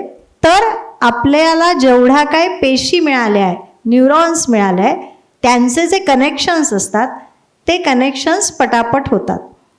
ते केव्हा होतात? जेव्हा ताई म्हणाल्या की ताण आला त्याला तर ते कनेक्शन होणार नाही. ज्या ज्या ठिकाणी त्या मुलाला रडेल, ज्या ज्या ठिकाणी मुलगा दुःखी असेल, ज्या ज्या ठिकाणी ताण निर्माण होईल त्या त्या सर्व ठिकाणी तुमच्या मुलाचे मेंदूमध्ये होणारे जे कनेक्शन्स आहे ते कनेक्शन्स होणार नाही आणि तुमची बुद्धिमत्ता तुमच्या मुलाची, समजा आपण असं गृहीत धरू मेंटल ॲबिलिटी टेस्ट, तर ही समजा 80% असेल आणि तुम्ही त्याला इंग्रजी भाषेमध्ये शिकवलं असेल अगदी लहानपणापासून 3 वर्षापासून, तर ही 70%च मेंटल ॲबिलिटी टेस्ट होईल. तो स्मार्ट होईल कदाचित, पण त्याचं जे तर्क करण्याची बुद्धिमत्ता वाढ ज्याला म्हणता येईल, ती वाढ ज्याला IQ टेस्ट म्हणता येईल, ती टेस्ट निश्चितपणे कमी होते. कारण ज्या वयामध्ये न्यूरल कनेक्शन्स होतात ब्रेनमध्ये, त्या वयामध्ये आपण त्या तर्क करण्याच्या भूमिकेला भाषा शिकण्याने अवरोध निर्माण करतो. भाषा शिकण्यामध्ये त्याचं सगळं वेळ जातो आणि त्यामुळे त्याला तर्क करायला वेळच उरत नाही. Where is my pen? ए पेन कुठे आहे तुझं? तर अगदी 1.25 वर्षाची माझी नाचसुद्धा म्हणते आजी पेन, आजी पेन. किंवा भूक लागली तर ती म्हणते पोटात भूक लागली, पोळी भाजी, पोळी भाजी. आता तुम्ही ह्या ज्या काय 1.25 वर्षाची माझी नात जे म्हणते आहे ते ती तर्कानी म्हणते. ते तर्क, अवतीभोवतीचा अनुभव, लोकांची भाषा, याच्यातनं तो तयार होत असतो आणि तो सुरक्षित होतो, संवर्धित होतो आणि त्याच्यामध्ये विकास पण होत असतो. हा आपण जेव्हा इंग्रजी भाषेत मुलाला घालतो तेव्हा 100% गृहीत धरा की आपण अवरोध निर्माण करतो. जर परदेशात आहे तर त्या आईवडिलांनी त्याच्याशी इंग्रजीतच बोलावं. अन्यथा 6 वर्षापर्यंत त्याला व्यवस्थित मराठीत शिकवावं घरी, काही अडचण नाही. भाषा म्हणून तो 100 भाषा शिकू शकतो. तो तेलुगू बोलू शकेल, तो तमिळ बोलू शकेल, पण ज्याला शिक्षण म्हणतात, ज्याला तर्क म्हणतात, तो तर्क करण्याची भाषा ही मातृभाषाच असते. आणि ती भाषा जर असेल शिक्षणामध्ये, शाळेमध्ये, तरच त्या मुलाचा बुद्धीचा विकास परिपूर्ण होईल. मी होणार नाही असं म्हणत नाही आहे, पण परिपूर्ण आणि टू द मॅक्झिमम एक्सटेंट ज्याला म्हणता येईल, त्याचं जे पोटेन्शियल आहे तेवढं मॅक्झिमम होण्याची कॅपॅसिटी ही मातृभाषेतच आहे. त्यामुळे भाषेला तुम्ही पर्याय नसू शकतो. ते पटो की न पटो याच्या संबंधी एकदम स्पष्टता हवी. हे जर विज्ञानाचं युग आहे तर आपण वाचले पाहिजे रिसर्च. आजच्या जगातले न्यूरल सायन्सचे सुद्धा जे कोण इथे बसलेले सायन्सचे असतील पालक, त्यांनी जरूर वाचावं नेट उघडून आणि बघावं. तर बहुभाषिक असणं वाईट नाही आहे. तुम्ही भाषा कितीही शिकवा, की तुझं नाव काय हे तुम्ही इंग्रजीत शिकवा, मराठीत शिकवा, संस्कृतमध्ये शिकवा, पण या कात्रीची धार कोणत्या बाजूला बोथट होईल, मी कशी धरली तर कात्री कापल्या जाईल कात्रीनी, हा जो प्रश्न आहे, हा प्रश्न 3 वर्षाच्या मुलाला विचारायचा तर हा तर्क करणारा प्रश्न आहे आणि या प्रश्नाचं उत्तर तो त्याच्या मातृभाषेतच देऊ शकतो. यालाच एक पुष्टी करणारं छोटंसं एक सांगते. मराठी भाषा अभ्यास केंद्र यांच्यासाठी त्यांच्याशी मी संलग्न आहे आणि आत्ता मध्यंतरी एक परीक्षा घेण्यात आली होती ज्याच्यामध्ये त्या राज्यातल्या भाषेत म्हणजेच मातृभाषेमध्ये जी मुलं शिकली त्यांना जेव्हा काही प्रयोग करायला जेव्हा दिले तेव्हा त्यांनी ते प्रयोग पटापट करून त्याच्यातले निष्कर्ष त्यांनी काढले. त्याचा वेग जास्त होता. जी मुलं इंग्रजी माध्यमात शिकली त्यांना ते ट्रान्सलेट करायला लागत होतं. अनुभव एक येतोय की मला गरम लागलं तर मला चटका लागला आणि पटकन हात मागे जातो आणि हे गरम आहे असं पटकन मनात येतं, पण याला इंग्रजीत काय म्हणतात, इट इज टू हॉट. चटका लागल्याला काय म्हणायचं हे विचार करण्यात वेळ जातो आणि तो जो सांधा असतो तो त्यावेळेला जोडणं हे थोडंसं कठीण जातं आधी. पण जसा तुमचा तो विकास होतो आणि म्हणजे आज माझ्या मुलाचं मी उदाहरण सांगते, तो पूर्णपणे मराठी माध्यमात शिकला, तो पियानिस्ट आहे, पियानो वाजवतो आणि त्याची परीक्षा घ्यायला लंडन युनिव्हर्सिटीच्या त्यांनी परीक्षा दिल्या, म्युझिक युनिव्हर्सिटीच्या, त्यांच्या ग्रेड्स असतात. तर त्याची जेव्हा 3री ग्रेड होती तेव्हा ऑस्ट्रियाहून तो परीक्षक आला होता परीक्षा घ्यायला आणि नीरज तेव्हा मला वाटते 7वीत होता, त्याच्यामुळे इंग्रजीचा इतका सराव नव्हता, बोलत होता इंग्रजी पण मला तो अगदी फार सफाईदारपणे पण बोलत होता, पण ते आपल्यात बोलत होता.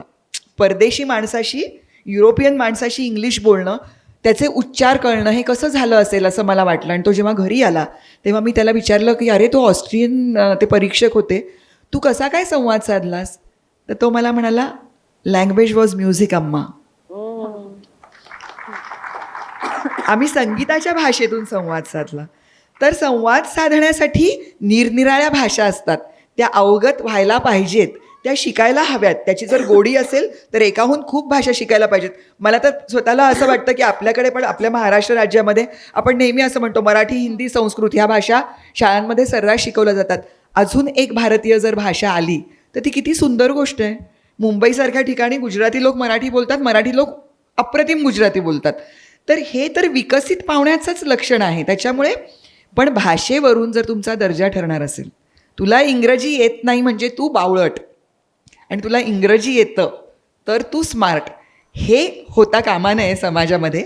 आणि त्याच्यासाठीचं शिक्षण हे घरातून, शिक्षणातून, सगळीकडूनच सतत पेरत राहायला पाहिजे. English is not the medium of intelligence. It is just a medium of communication or instruction. or instruction. किती म्हणजे आपला विचार अगदी सरकन असा गरकन बदलेल असा हा संवाद चाललाय असं मला वाटतंय, की एका मुद्द्याकडे बघण्याचा माझा दृष्टिकोनच बदलला. पुढचा मला तुम्हाला खरं तर हेच विचारायचं होतं तुमच्या मुलाच्या, म्हणजे नीरजच्याच अनुषंगाने, की त्याला असं कधी वाटलं का की अरे आपण मराठी माध्यमात आहोत तर अरे मला नाही फाडफाड इंग्लिश बोलतायत, किंवा इंग्रजी माध्यमांमध्ये जसे अगदी असे टाय आणि मस्त असे सूटबूट असं छान त्यांचा युनिफॉर्म असतो, मराठी शाळा आपल्या छान अगदी सात्विक युनिफॉर्म म्हणूया आपण त्याला, किंवा शाळा पण अशी छान छोटीशी अशी दिसणारी, अशी मोठं इन्फ्रास्ट्रक्चर नाही, कुठेतरी कॉन्फिडन्स कमी आपला पडतो त्यांच्यासमोर, असं त्याला वाटलं कधी? मी माझ्या मुलांच्याबद्दल 2च निर्णय त्यांना न विचारता घेतले. ते म्हणजे त्यांचं नाव ठेवणं आणि त्यांचं माध्यम निवडणं. बाकी मी कधीही माझी मुलं ही माझी एक्सटेन्शन्स आहेत असं मानलं नाही. माझी स्वप्न पूर्ण करण्याचं साधन म्हणजे आपली मुलं असं मी कधी मानलं नाही. पण हे 2 निर्णय मी त्यांना न विचारता घेतले होते. तर मी नीरजला, तो 2रीत असताना मी त्याला म्हटलं की तू मराठी माध्यमात मी तुला घातलं, तर मी ते माझ्या विचाराने घातलं. मी जेव्हा ठरवलं की मराठी माध्यमात घालायचं, माझी आई मानसशास्त्रज्ञ आहे, माझे वडील भारतीय प्रशासकीय सेवेत मोठे अधिकारी होते. पण त्या दोघांनी हा निर्णय घेतला होता की मुलींना मराठी माध्यमात घालायचं. आणि आपल्याला वाटतंच नाही का, आपले आईवडील कधी चुकीचे वाटत नाहीत. त्याच्यामुळे आपल्या आईवडिलांनी केलं तर ते बरंच असेल. आपल्या म्हणजे आपण जो काही थोडंसं जे काय साधलं असेल त्याच्यात मदतच झाली त्या निर्णयाची, तर आपण पण हा निर्णय घेऊ अशा साध्या विचारांनी कदाचित मी तो निर्णय घेतला असेल, अनुकरण असेल त्याच्यात थोडंसं. तर मी म्हटलं की बघ बाबा, असं करून मी तर घातलं कारण मला तुझी आजी फार हुशार वाटते आणि तुझे आजोबा फार हुशार वाटतात, त्यांनी हा निर्णय घेतला तर आपण पण घेऊ असं वाटलं. पण तुला जर असं वाटत असेल की तुझे आईवडील चुकले, जे चुकू शकतात, तसं जर तुला वाटत असेल तर ह्या उन्हाळ्याच्या सुट्टीमध्ये मी कुठलंही काम करणार नाही. मी तसंही खूप कमी काम करत होते. आपण कसून अभ्यास करू आणि मी तुला इंग्रजी माध्यमाच्या शाळेत घालेन. कष्ट थोडेसे तुलाही घ्यायला लागतील, मलाही घ्यायला लागतील. माझी चूक सुधारायची म्हणून मी घेईन ते कष्ट, आणि तू तुला बरं वाटावं म्हणून ते कष्ट घेशील, त्याच्यामुळे ते कष्ट असणार नाहीत. तर तो मला का तुझ्या डोक्यात असं काहीतरी येतंय, काय होतंय तुला अम्मा, असं त्यांनी मला विचारलं. तो मला खूप आवडते माझी शाळा, मला अजिबात माझी शाळा बिळा काहीही बदलायची नाही आहे. आणि युनिफॉर्मच्या बद्दल जे विचारलं त्याच्याबद्दल सांगते. माझा मुलगा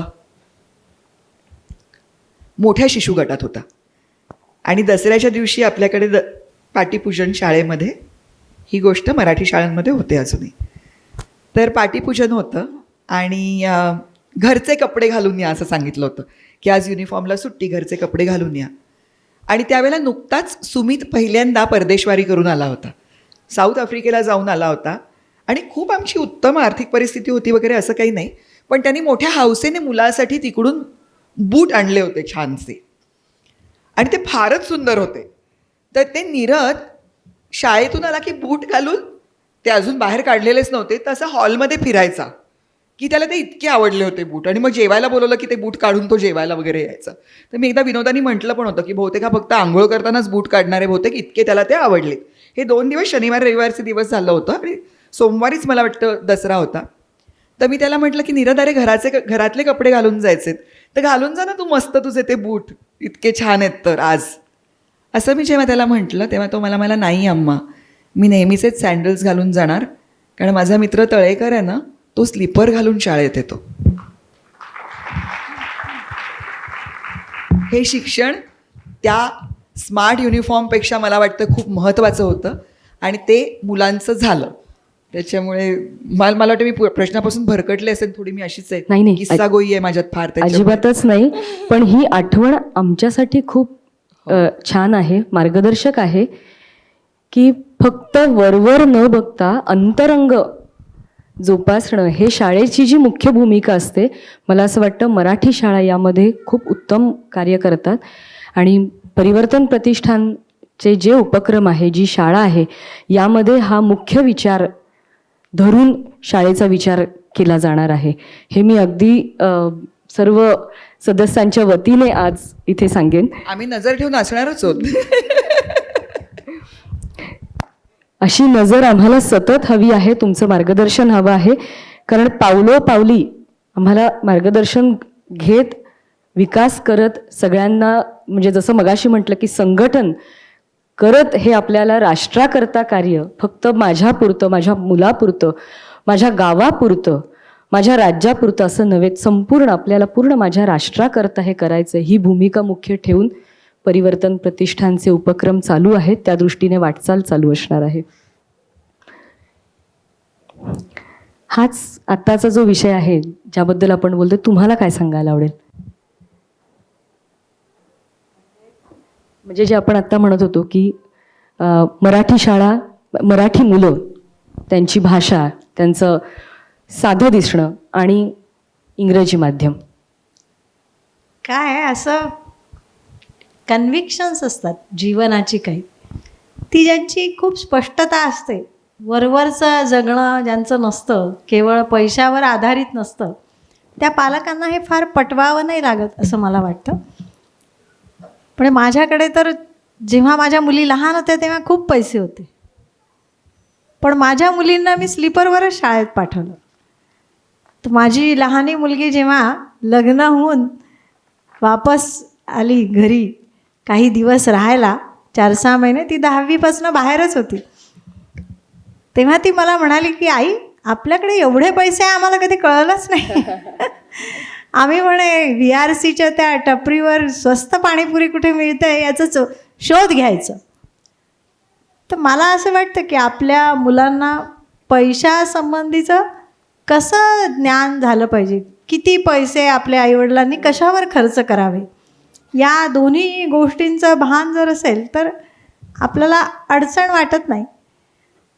दुसरं अजून एक उदाहरण देऊ शकते मी, 2 उदाहरणं. माझी मोठी मुलगी जेव्हा 7वीला होती तेव्हा ती एका डान्स क्लासला जायची. गुरुशिष्य परंपरेमध्ये पार्वती दत्ता म्हणून त्यांच्या गुरु होत्या, बिरजू महाराजांच्या शिष्या. आणि मग 7वी पास झाली आणि ती म्हणाली की मला, तिने काही निबंध लिहिला आणि मग तो जो निबंध मी बघितला तर तिने मुक्ती, जीवनाची मुक्ती याच्यावर निबंध लिहिला होता. तर आय वॉज शॉक की अरे बाप रे, काय उंचीचा आपल्या मुलीचे विचार आहे. म्हणजे आपण सुद्धा आपल्या मुलीला एवढे सुंदर विचार दिले नाही, एवढे या गुरुशिष्य परंपरेमध्ये, म्हणजे अनौपचारिक शिक्षण मी ज्याला म्हणते, त्याच्यामध्ये त्या मुलीला संस्कार मिळाले. तर वयाच्या 35व्या वर्षी, ती आता 35 वर्षाची झाली आहे, आणि ती अशाच एका कामामध्ये तिच्या प्रॅक्टिसबरोबर दुसरं काम तिने सुरुवात केली आहे काम करायला शिक्षणामधल्या. हे शिक्षण आवश्यक आहे असं पालकांना वाटतं का? हे त्यांचं कन्व्हिक्शन आहे का? बरेच वेळा असं व्हायचं, जसं चिन्मयीताई म्हणाल्या की कदाचित त्यांनी काम कमी केलं, मी काम खूप झोकून जाऊन केलं.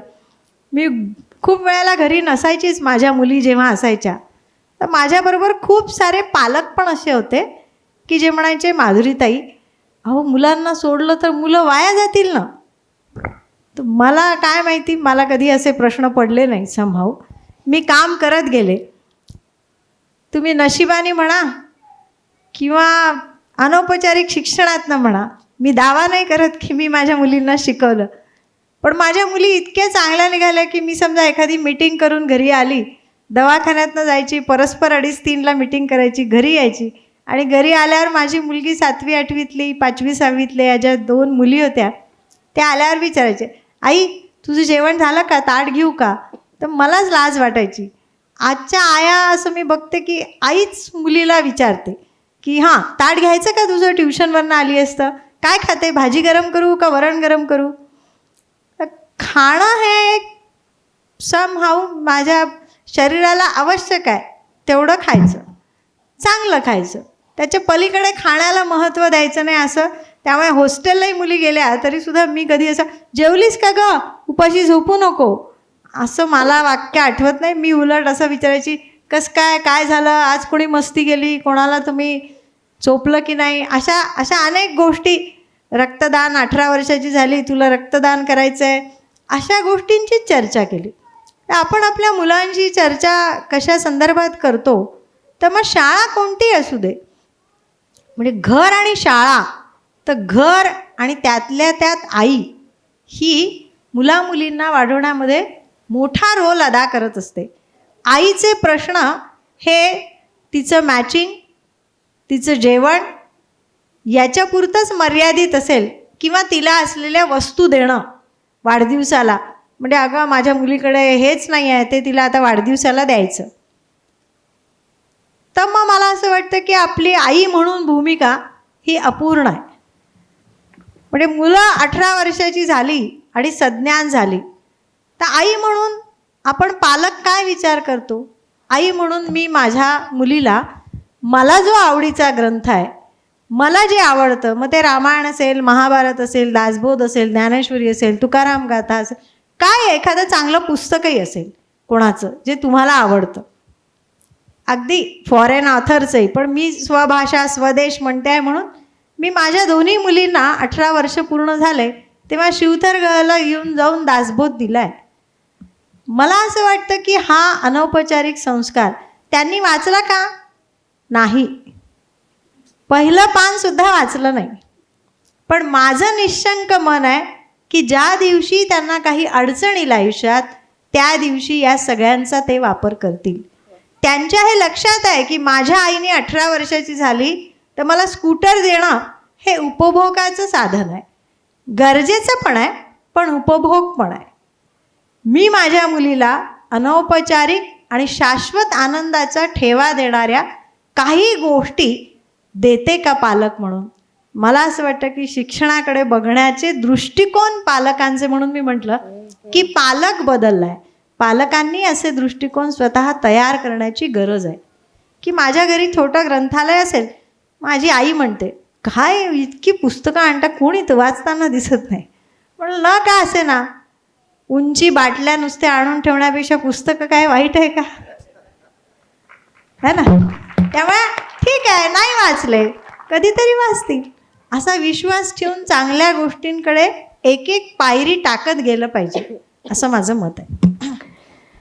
पहिला जो प्रश्न होता की शाळेत का जायचं किंवा शाळा कशी निवडावी, आता बोलताना असं लक्षात येतं आहे की याही आधी पालक म्हणून मी कशी व्हायला हवी ह्याचा आधी जास्त विचार केला जावा, आणि त्यानंतर आपण पुढे शाळेसाठी, आपल्या पाल्यासाठी, मग पुढे माध्यम. म्हणजे आता हे बोलताना खरंच असं जाणवतं की आता पुढे जायच्याऐवजी आधी 4 पावलं मागे या, आधी स्वतःकडे आपण बघूया, आई म्हणून, बाबा म्हणून, आणि मग पाल्याचा विचार करूया. खूप छान तुम्ही हे सांगितलं. म्हणजे खरं तर एक छोटीशी कबुली देते की मी असं म्हटलं की मी घरी होते आणि मी काम कमी केलं होतं. याचं कारण एकमेव होतं की एकतर मी अभिनयात अपघाताने आले आणि अभिनय करून मी खूप जे काही समाधान किंवा थोडेसे पैसे कमवले असतील त्याच्यापेक्षा जास्त मुलांच्या शाळेत काम करून करता आले. माझ्या मुलांना जेव्हा मी मराठी शाळेमध्ये घातलं तेव्हा मला सगळ्यात मोठा विरोध हा झाला होता.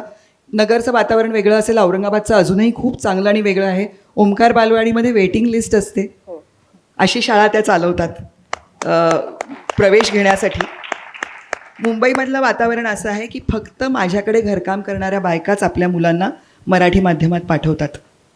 माझ्याबरोबरच्या कलाकारांपैकी 5% कलाकारांनी आपल्या मुलांना मराठी माध्यमात पाठवलेलं आहे. नेते 1%ही पाठवत नाहीत. त्याच्यामुळे हे जे सगळं असं अभिनेते आणि नेते म्हणून हा विनोद आहे, लगेच उद्या माझे व्हिडिओज टाकून ह्या राजकारण्यांबद्दल असं म्हणाल्या वगैरे असं काही कृपा करून करू नका. तर त्याच्यामध्ये असं आहे की मला सतत सांगत होते की तुझ्या मोलकर्णींची मुलं त्या शाळेमध्ये जाणार तुझ्या मुलांबरोबर, तर तुझा मुलगा त्या शिव्या देईल आणि ती भाषा बोलेल. मी म्हटलं भाषा हा संवाद असतो. कदाचित माझा मुलगा जी पुस्तकं वाचून जातो आणि गोष्टी सांगतो त्या गोष्टीसुद्धा ती मुलं शिकतील. त्याच्यामुळे देवघेव व्हायची तर ती दोन्हीकडून होईल आणि ती होऊ देत. आणि शाळेमध्ये जेव्हा ती अगदी एक टिपिकल म्हणावी अशी शाळा होती, एका मुलीने चित्र काढलं होतं, तळं काढलं होतं आणि ते तळ्यामध्ये काळं पाणी दाखवलं होतं.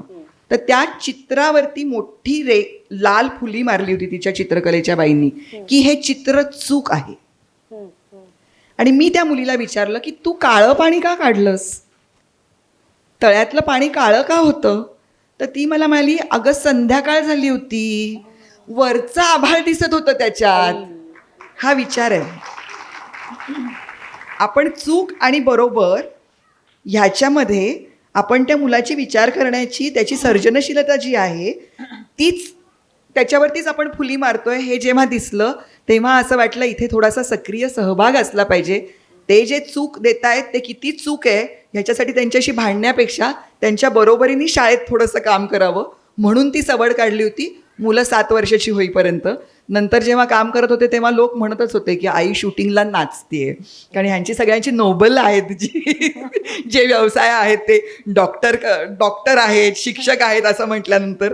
पण नट्या बिचाऱ्या जरा थोड्याशा अशाच गणल्या जातात किंवा त्याला काय त्यांनी अभ्यास नाही केला तरी चालेल, आईवडिलांसारखा नट होईल असं पण म्हटलं जातं. पण त्याच्यामुळे ते होतं. आणि जे मधुश्रीताई म्हणाल्या ते खरंच आहे. प्रत्येक म्हणजे मराठी शाळांमध्ये तर मला हे अगदी करावंसं वाटतं. त्याच्या मगाशी इतका सुंदर त्या म्हणाल्या की अग्निशमन दलाच्या माणसांना तुम्ही कौतुक करताय का, तुम्ही पोलीस दादांना जाऊन थँक्यू म्हणताय का.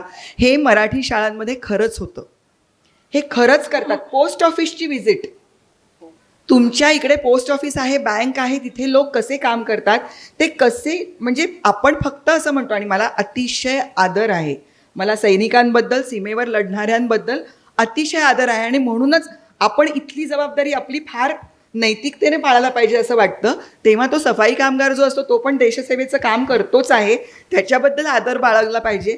ह्या ज्या सगळ्या गोष्टी होत्या ह्या शाळेमध्ये शिकणं मुलांनी हे आवश्यक होतं आणि त्यांचं ते शिक्षण व्हावं. त्या गोष्टी जर तुमच्या अभ्यासक्रमात नसतील तर त्या आपल्या सहभागाने थोडंसं त्यांच्याकडे त्यांचं लक्ष वेधावं या हेतूने मुलांच्या शाळांमध्ये होते. आणि मधुश्रीताईंचं खूप गोष्टी अशा आहेत की मला असं ना त्यांचा एक एक मुद्दा घेऊन मला हे सांगायचं आहे असं सारखं लहान मुलीसारखं करावं असं वाटतंय मगासपासून. आणि तसं मी करते ते तुम्ही सहन करा. चिन्मयताई, तुम्ही तसं म्हणताय आणि मी प्रत्येक मुद्दा लिहून घेतेय, त्यामुळे मलाही बोलताना तो मगाशीचा धागा परत आणा आणि परत विचारा असं होतंय. याच अनुषंगाने मी सांगेन आता की जसं तुम्ही म्हणालात की अग्निशामक दल आणि पालवीमध्ये माझ्या अंदाजे 2 किंवा 3 वर्षांपूर्वी सगळ्या मुलांना घेऊन राखी पौर्णिमेला पोलीस स्टेशनमध्ये नेलं होतं. मुग्धाताई बरोबर आहे ना? आणि तिथे राखी पौर्णिमा ही पोलिसांच्या म्हणजे जे आपले आणि त्यांना महत्त्व सांगून की हे जे आहेत हे काय करतात आणि यांचं आपल्या आयुष्यात काय महत्त्व आहे, ही किती छान हा उपक्रम आहे. आणि याच अशाच ही मराठी माध्यमातनं मिळणारी गोष्ट आहे जी आपल्याला इतर माध्यमांमध्ये मिळेल का याचा विचार एक पालक म्हणून आपण केला पाहिजे. की आपल्या समाजातले जे मुख्य घटक आहेत त्यांविषयी आदर असणं, हे जसं मधुश्रीताईंनी सांगितलं की अनौपचारिक शिक्षण, या अशा अनौपचारिक शिक्षणातनं आपली मुलं जर पुढे गेली तर त्यांचा सर्वांगीण विकास होणार आहे, त्यांचा वैयक्तिक विकास होणार आहे. आणि पुढे गेल्यानंतर ह्याचं पुढे जाऊन काय होईल, आत्ता या मराठी माध्यमात टाकलं तर ही शंका मुलांच्या मनात तर येणारच नाही, परंतु पालकांच्याही मनात येणार नाही. आपण काय म्हणतो त्याला की नाणं खणखणीत असेल तर ते कुठेही वाचतं. त्यामुळे त्याला ह्याच इन्फ्रास्ट्रक्चर, हायली इन्फ्रास्ट्रक्चर शाळेमध्ये घालण्याचीच गरज आहे असं नाही. आणि आणखीन एक तुम्ही इतकं छान उदाहरण दिलं, त्या मुलीने चित्र काढलं होतं आणि वरचं आकाश तिला त्या पाण्यामध्ये दिसलं. अशी कल्पकता असणारी जी चित्र आहेत पालवीमध्ये ही अशी जपून ठेवली जातात, ती भिंतींवर लावली जातात आणि त्या मुलांचं विशेष करून कौतुक केलं जातं. जेव्हा कधी कधी असं लक्षात येतं आचार्या ज्या आहेत त्यांच्या, की प्रत्येक मूल हे वेगळं आहे, प्रत्येकाचा विकास वेगवेगळ्या ठिकाणी होतो. काही मुलं शैक्षणिकमध्ये त्यांना पटकन त्यांचा स्पार्क दिसतो, काहींचा कलेमध्ये दिसतो.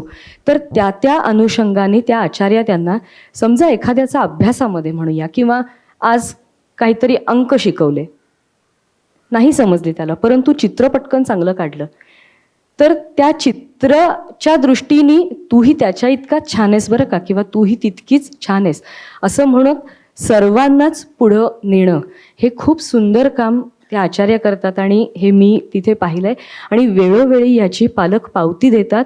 ही खूप आनंदाची गोष्ट आहे. म्हणजे आपण काम करतो, परंतु जेव्हा कौतुकाची थाप येते त्याला, तेव्हा आणखीन उत्साह वाढतो आणि दुपटीनं काम केलं जातं. त्यामुळे श्रोतृवर्ग, आता मी खरंच या दृष्टीने तुम्हाला आवाहन करेन की तुम्ही जर परिवर्तन प्रतिष्ठानचे जे उपक्रम आहेत ते तुम्हाला माहिती असतीलच, यापूर्वी समजा त्याची ओळख झाली नसेल तर कृपया जरूर त्यांच्या कार्यक्रमांना, व्याख्यानमालांना जा आणि त्यानंतर तुमच्याही लक्षात येईल की इथे काय वेगळेपण आहे. आणि त्याबरोबरीने तुमच्या काही सूचना असतील तर त्या मात्र आम्हाला जरूर द्या. कारण जसं मी मगाशी म्हटलं की आपल्याला प्रत्येक क्षणी आपल्याला आणखीन फक्त आपल्याला विकासाच्याच दिशेनं जायचं आहे. अधिकाधिक मुलांच्या दृष्टीने विचार करत पुढची पावलं उचलायची आहेत. मी आता इन्फ्रास्ट्रक्चर असं म्हटलं, हायली इन्फ्रास्ट्रक्चर्ड ही प्राथमिक गरज शाळेची आहे का? आणि समजा जर ती असेल तर त्यासाठी जी गोष्ट आली ती आर्थिक, म्हणजे मग फी वाढवली गेली. आता मला इंग्रजी माध्यमांची शाळा एखादी छान आहे असं कळलं आणि 5 अंकी फी आहे त्याची, पण सगळे देतात म्हणून मीही देते. पण मराठी माध्यमांच्या शाळांनी त्याच्या निम्मी जरी फी आकारली तरी मी थोडीशी मागे सरकते. अशा पालक म्हणून मला तुम्ही काय सांगाल?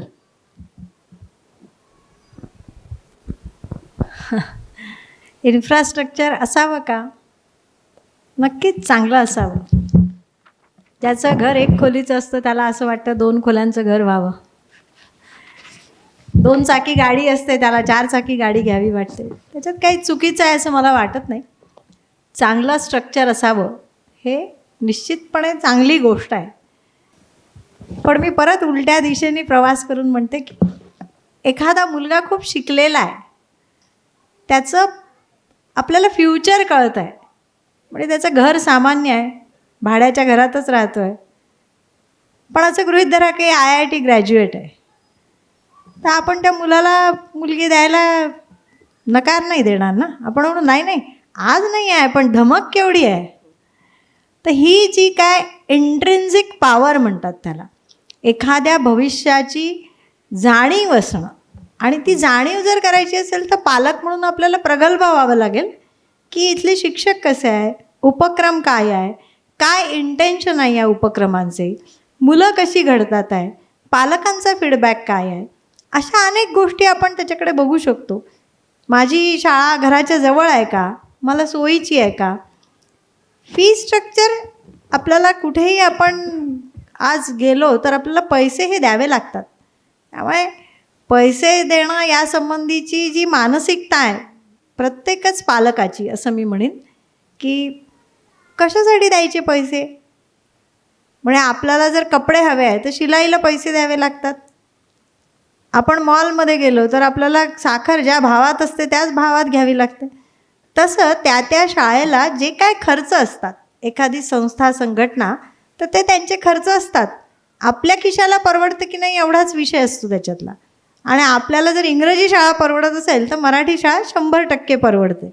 याच्यासंबंधी मी तर आमच्या अनेक पालकांना मी अर्थगणित मांडून दाखवते की आज तुम्ही समजा 1 लाख रुपये एका शाळेला देताय आणि या शाळेला तुम्ही 25,000 रुपये वर्षाला देताय, तर तुम्ही 75,000 रुपये वाचवताय आणि 75,000 गुणेला 12 वर्ष असे तुम्ही बँकेत टाकायला सुरुवात करा. आणि मग बघा तुमच्या मुलाचं जेव्हा प्रोफेशनल एज्युकेशन करायची वेळ येईल त्यावेळेस तुम्हाला काहीच गरज पडणार नाही. आणि हे अजिबात खोटं नाही आहे. म्हणजे अर्थगणितसुद्धा अगदी व्यवस्थित.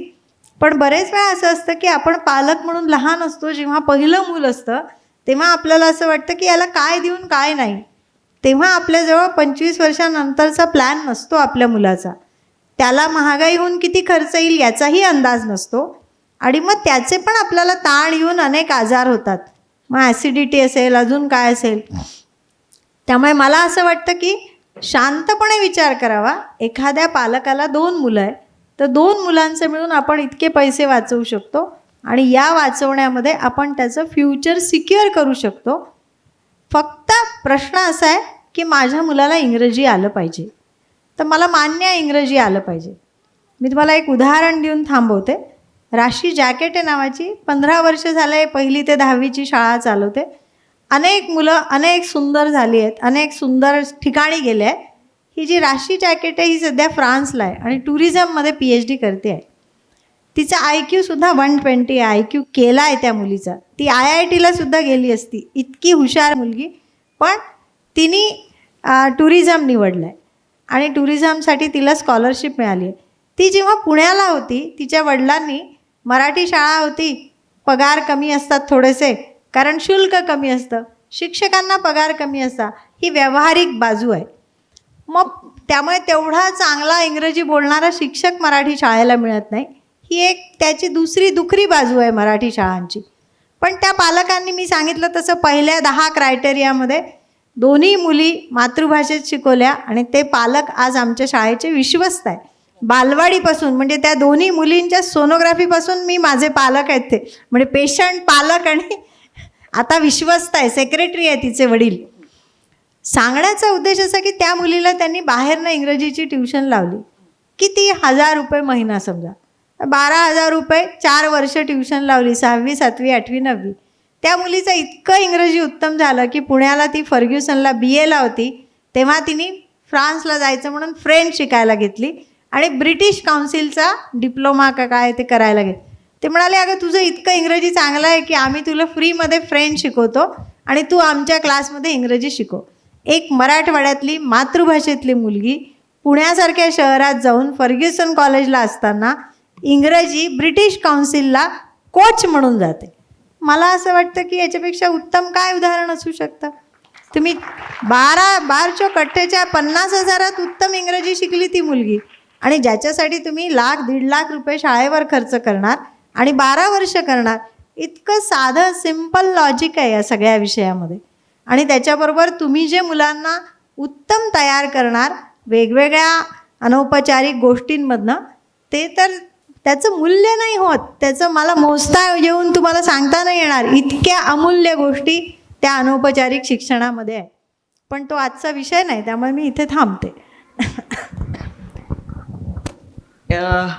इन्फ्रास्ट्रक्चरबद्दल आपण जेव्हा बोलतो तेव्हा मला असं वाटतं गरजेच्या ज्या गोष्टी आहेत त्या मिळाल्याच पाहिजेत. अतिशय स्वच्छ अशी स्वच्छतागृह, पिण्याचं स्वच्छ पाणी, हवेशीर खोल्या जिथे सूर्यप्रकाश पोहोचू शकतो, सतत गरगर पंखे लावायला लागणार नाहीत अशी खेळती हवा, ह्या गोष्टी मिळाव्यात अशी संस्थेची एक छोटीशी आपली इमारत असावी. ती भपकेदार नसेल तरी चालेल, पण ती सुबक हवी, स्वच्छ हवी. छोटंसं का होईना मैदान हवं. मुलांना कधीतरी वृक्षारोपण करण्याची संधी मिळायला पाहिजे. जसं त्या म्हणाल्या, हे आम्ही मुंबईतसुद्धा बघितलं मुलांसाठी. दियाची जी शाळा होती त्या शाळेमध्ये 12 तासाची दियाची शाळा होती. पहिली जी शाळा होती नीरद आणि दियाची दोघांची एकत्रच शाळा होती.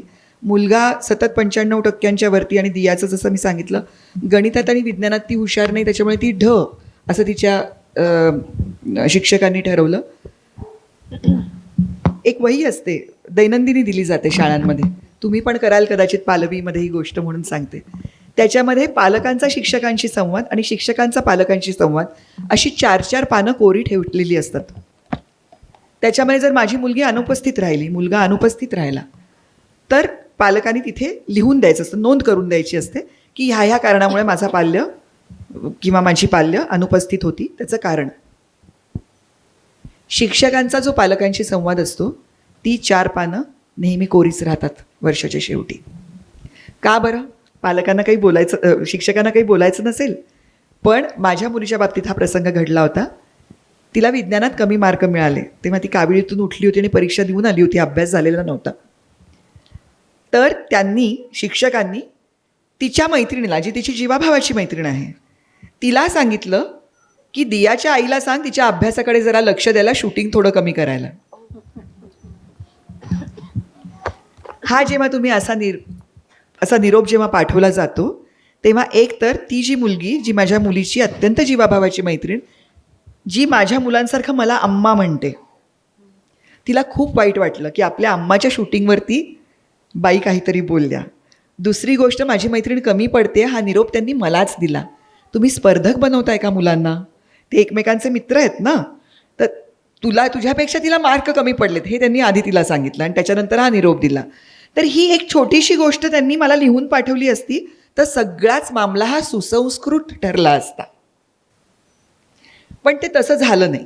आणि मग मी थोडीशी तेव्हा दुखावले गेले होते आणि मला असं वाटलं की लोकांना असं वाटतं, अरे ह्यांना सगळे ओळखतात, गेले की थांबवतात, सेल्फीज घेतात, काय मस्त असेल यांचं आयुष्य. पण जेव्हा असं कधीतरी एखादा निरोप येतो तेव्हा खूप टोचणी लागते मनाला.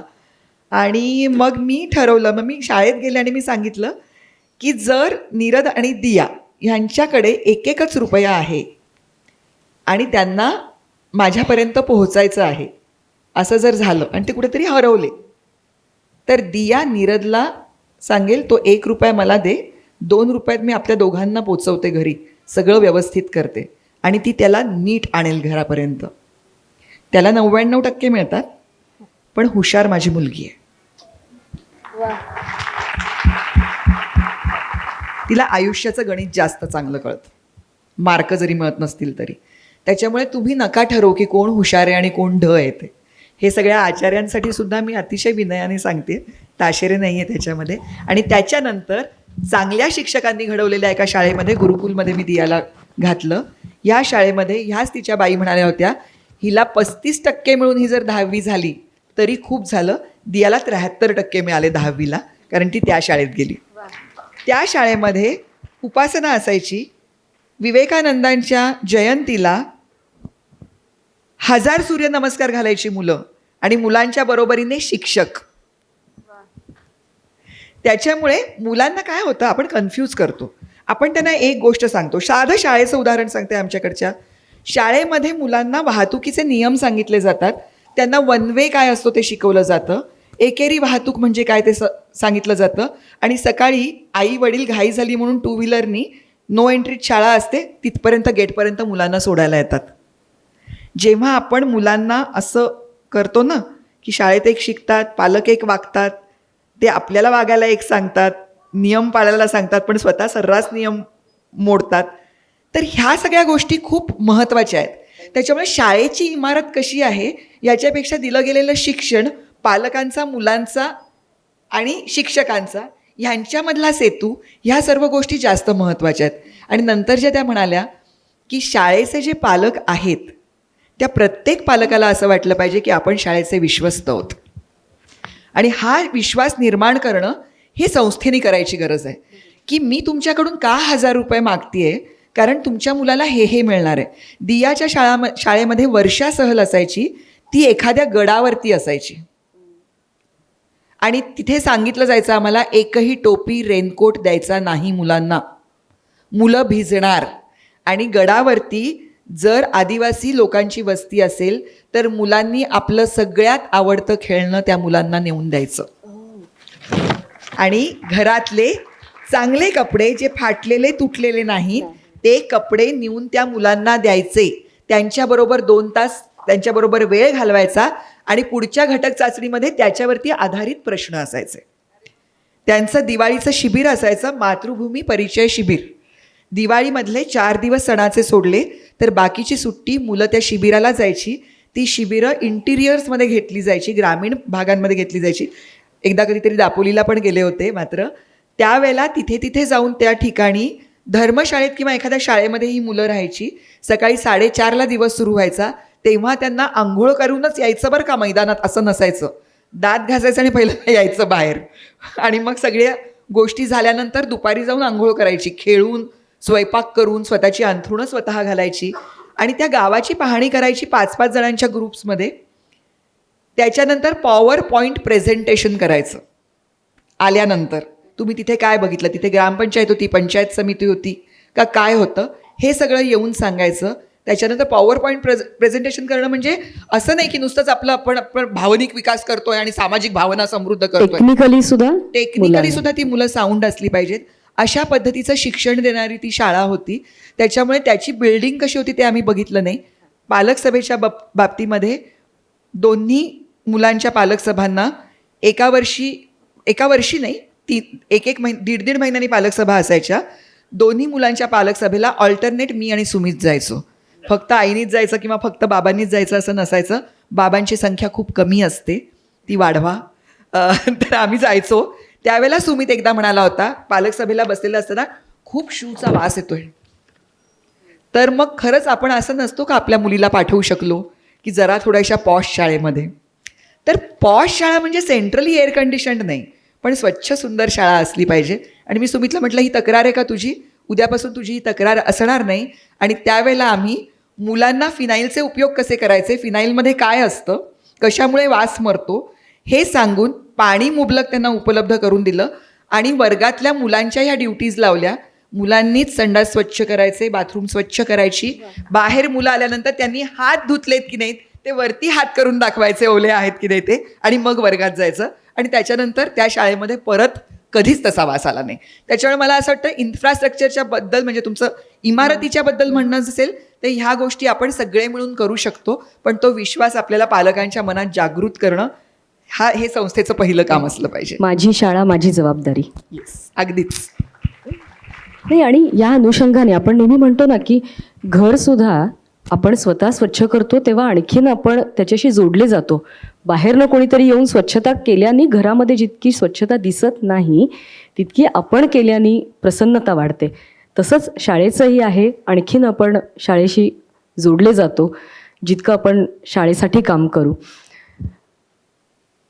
आता या व्याख्यानमालेंमधून तुम्ही अनेक शाळांमध्ये मार्गदर्शन करता, समुपदेशन करता. स्त्री पालक, पुरुष पालक, मराठी शाळा, सगळं आपण अगदी थोडक्यात सांगायचं तर जीव तोडून सांगणं. आणि हा तुमच्या मनातलाही प्रश्न आहे बरं का, की इथे आपण सगळेजण हो आम्हाला पटलं आहे बरं का, हो अगदी बरोबर म्हणताय. पण जेव्हा ॲडमिशन घ्यायची वेळ येते तेव्हा ती मराठी माध्यमात घेतली जात नाही असंही दिसून येतं. काय सांगाल?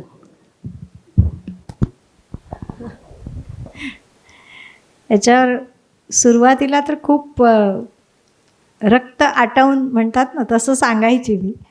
पण नंतर माझ्या असं लक्षात आलं की पालकांच्या मनात सगळं असतं, हृदयातही सगळं असतं. त्यांच्या मनातले एक एक प्रश्न आपण विचारत जायचे आणि त्या प्रश्नांना आपण उत्तरं द्यायची. आम्ही काय करतो यापेक्षा तुम्हाला काय हवं तुमच्या मुलासाठी, तुम्हाला काय वाटतं मुलांनी काय शिकावं, काय काय यावं, आणि मग त्या अनुषंगाने जर आपण प्रश्नांची उत्तरं दिली तर कदाचित पालक या गोष्टींना तयार होतील असं वाटतं. आणि दुसरं असं की ही जी काही पिढी आहे, मी असं म्हटलं की हा सगळा अविश्वास आणि हा स्वतःवरचाच अविश्वास आहे खरं तर. याला पालकांचं प्रबोधन किंवा पालकांनी स्वतःचं प्रशिक्षण करून घेणं वेगवेगळ्या माध्यमातून, की खरंच मी माझ्या मुलाचं भलं करते आहे का हे सगळं करून. म्हणजे समाज जातो त्या दिशेने मी चालली आहे, पण खरंच अशा मुलांचं काय भवितव्य झालं आहे जरा बघूया ना. म्हणजे आपल्याच नातेवाईकांमध्ये, आपल्याच मित्रांमध्ये एक 10 वर्ष पुढे असलेले जे लोक आहेत त्यांचा फीडबॅक घेतला तरीसुद्धा तुमच्या लक्षात येईल की या मुलामध्ये अच्छा हा इंजिनिअरिंगला गेला, वडिलांकडे पैसे येतं, पण याचं वागणं कसं आहे, हा बोलतो कसा, याचा पेशन्स कसा आहे, याचा सेवाभाव कसा आहे, याचं कम्युनिकेशन कसं आहे, याच्या सवयी कशा आहे, याचे मित्र कसे आहे, ह्या पण गोष्टी तेवढ्याच महत्त्वाच्या आहे शिक्षणाबरोबर. आणि ह्या जर तुम्ही तपासायला सुरुवात केली तर मला नाही वाटत की काही अडचण आहे. फक्त आपल्याला उघडे डोळे ठेवणं आणि स्वतःवर विश्वास ठेवणं की मी माझ्या मुलाचं भलंच करते आहे. याच्यामध्ये एका सोसायटीमध्ये 25 मुलं आहे आणि एक मुलगा मातृभाषेत जातो आणि नातेवाईकांची मुलं इंग्रजीमध्ये जातात. अशा वेळेस त्या पालकांनी असं वाटतं का मला घालावं, पण आता बघ ना तू, ही मुलं सगळी इंग्रजीत बोलतात आणि मग याला कळतच नाही की हाईड अँड सीक म्हणजे काय, म्हणून मला इंग्रजी शाळेत घालावं लागलं. किंवा माझ्या नातेवाईकांचं इतकं प्रेशर आहे की तुझ्याकडे इतका पैसा आहे, तुला काय नुकसान करायचं आहे का, म्हणून मी इंग्रजी शाळेत घातलं. अशी सर्वसाधारणपणे उत्तरं असतात. पण अशी ज्यांची मनामध्ये उत्तर आहे त्यांनी स्वतःला विचारावं की खरं कारण काय आहे. खरं कारण हे आहे की स्वतःवर विश्वास नाही.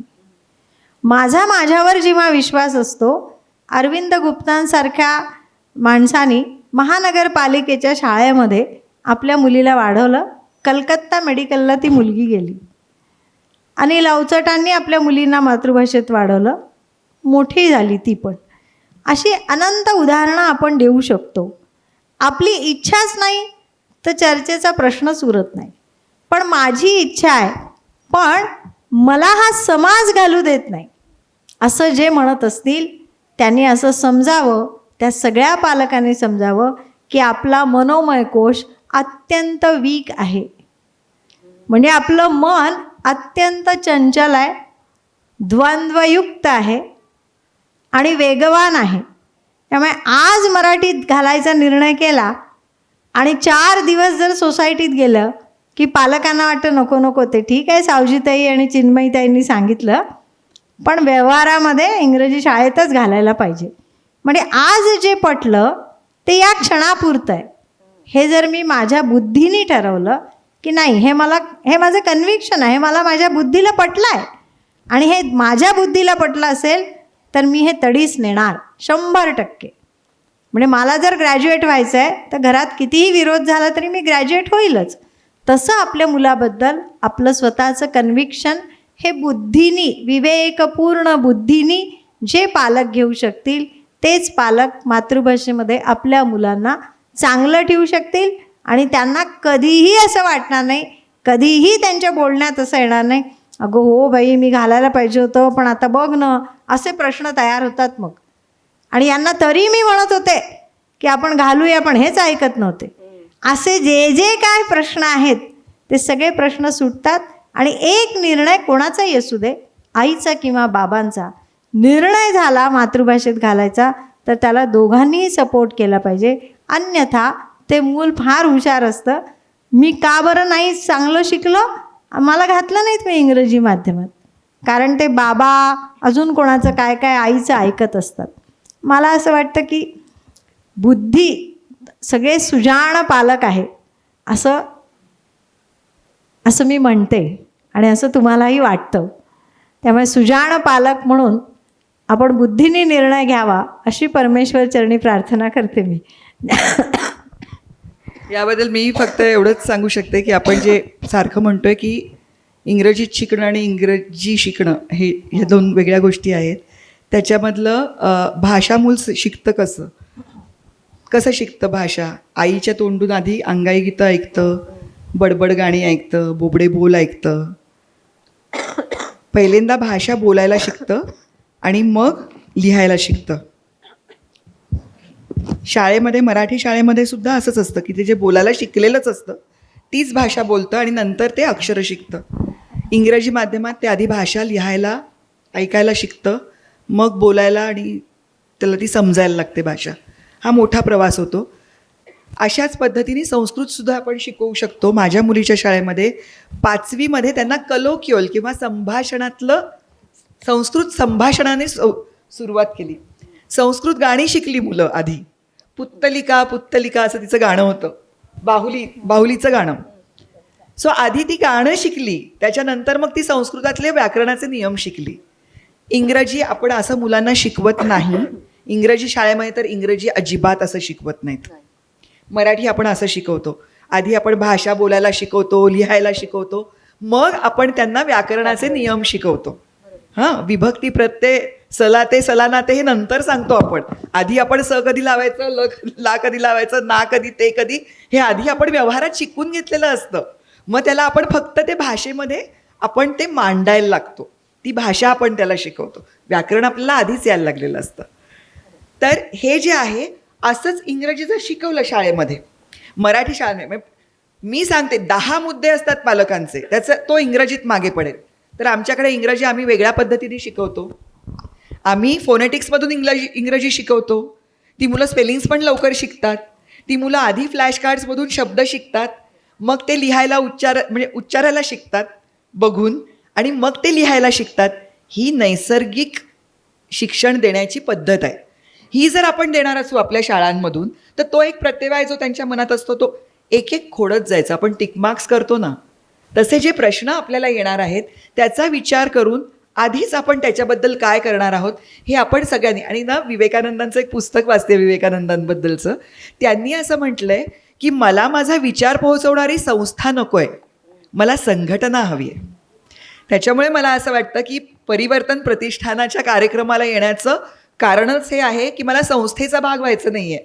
मला ही जी मराठीची जी संघटना बांधली जाते आपली आत्ताची संस्कृती संवर्धनाची ही संघटना आहे असं मी समजते, त्याचा भाग व्हायचा आहे, म्हणून मला इथे यावंसं वाटतं. त्याच्यामुळे पालकांच्या मनातले जे प्रश्न असतील ते प्रश्न आता जशा मी तर फक्त माझ्या मुलांना घातलं आणि 25 वर्षापूर्वी घातलं ना. ताईंचा अनुभव असा आहे की त्यांनी मुलींना पण त्या शाळांमध्ये घातलं.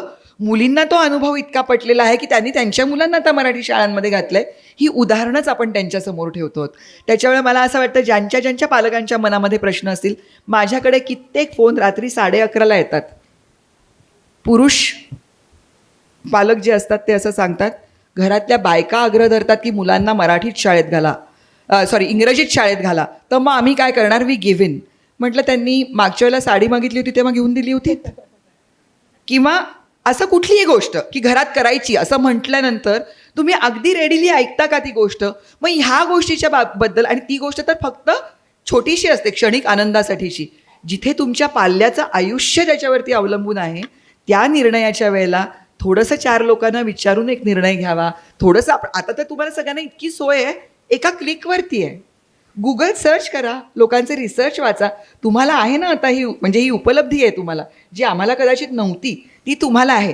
त्याचा सगळ्याचा विचार करा. जागतिक स्तरावरती काय विचार होतोय तो करा, आणि अत्यंत वैज्ञानिक आणि सैद्धांतिक असा जो निर्णय असेल तो निर्णय तुम्ही घ्या, एवढंच मी सांगेन. मग तो तुम्हाला असं वाटलं की तो इंग्रजी आहे तर तुम्ही तिथे जा. आपण सर्व स्त्री पालकांनी विशेष करून ही गोष्ट लक्षात ठेवली पाहिजे, जी खरंच वास्तविकता आहे की योग्य काय आहे ह्याचा आपण विचार करूया. पावलापुरता प्रकाश असं न बघता पुढचं जे ध्येय आहे त्याकडे जर आपण बघितलं तर आपला मराठी शाळामध्ये प्रवेश घेण्याचा जो निर्णय आहे तो डळमळणार नाही. पुढची भविष्याकडे जर तुम्ही मुलांचं मोठं झालेलं जर तुम्ही डोळ्यासमोर आणलं तर आजचा निर्णय चुकीचा आहे का ही शंकाही तुमच्या मनामध्ये येणार नाही, आणि पर्यायाने मुलांच्याही मनामध्ये ही शंका येणार नाही. खूप सुंदर तुम्ही या बाबतीत आम्हाला मार्गदर्शन केले दोघींनी. या निमित्ताने मी एवढंच सांगेन श्रोते हो की चूक काय बरोबर काय हे सांगण्याचं हे आजचं प्रयोजनच नाहीये. आज आम्ही तुम्हाला वास्तविकता सांगण्याचा प्रयत्न करणार आहोत. माऊलींनी ज्ञानेश्वरीत इतकं छान म्हटलंय की जैसे दीप कळिका धाकुटी परी बहु तेजा ते प्रगटी तैसे सद्बुद्धी हे थेकुटी म्हणू नये.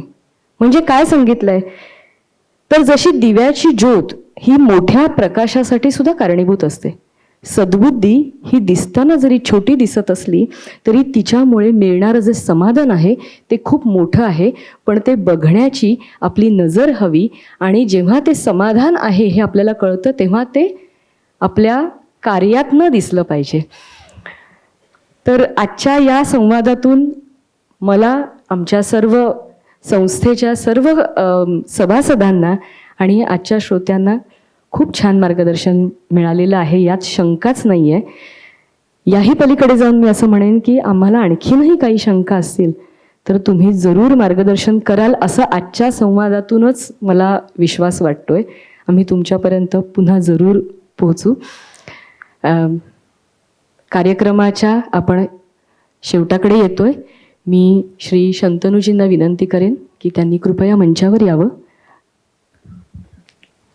थोडासा औचित्यभंग करते जरासा, पण मला आता सगळे तुम्ही लोक दिसताय आणि आपण पाल्यांचा विचार करतोय, मुलांचा विचार करतोय, शिक्षण विद्यार्थी केंद्रीय असलं पाहिजे याच्याबद्दलचा विचार करतोय.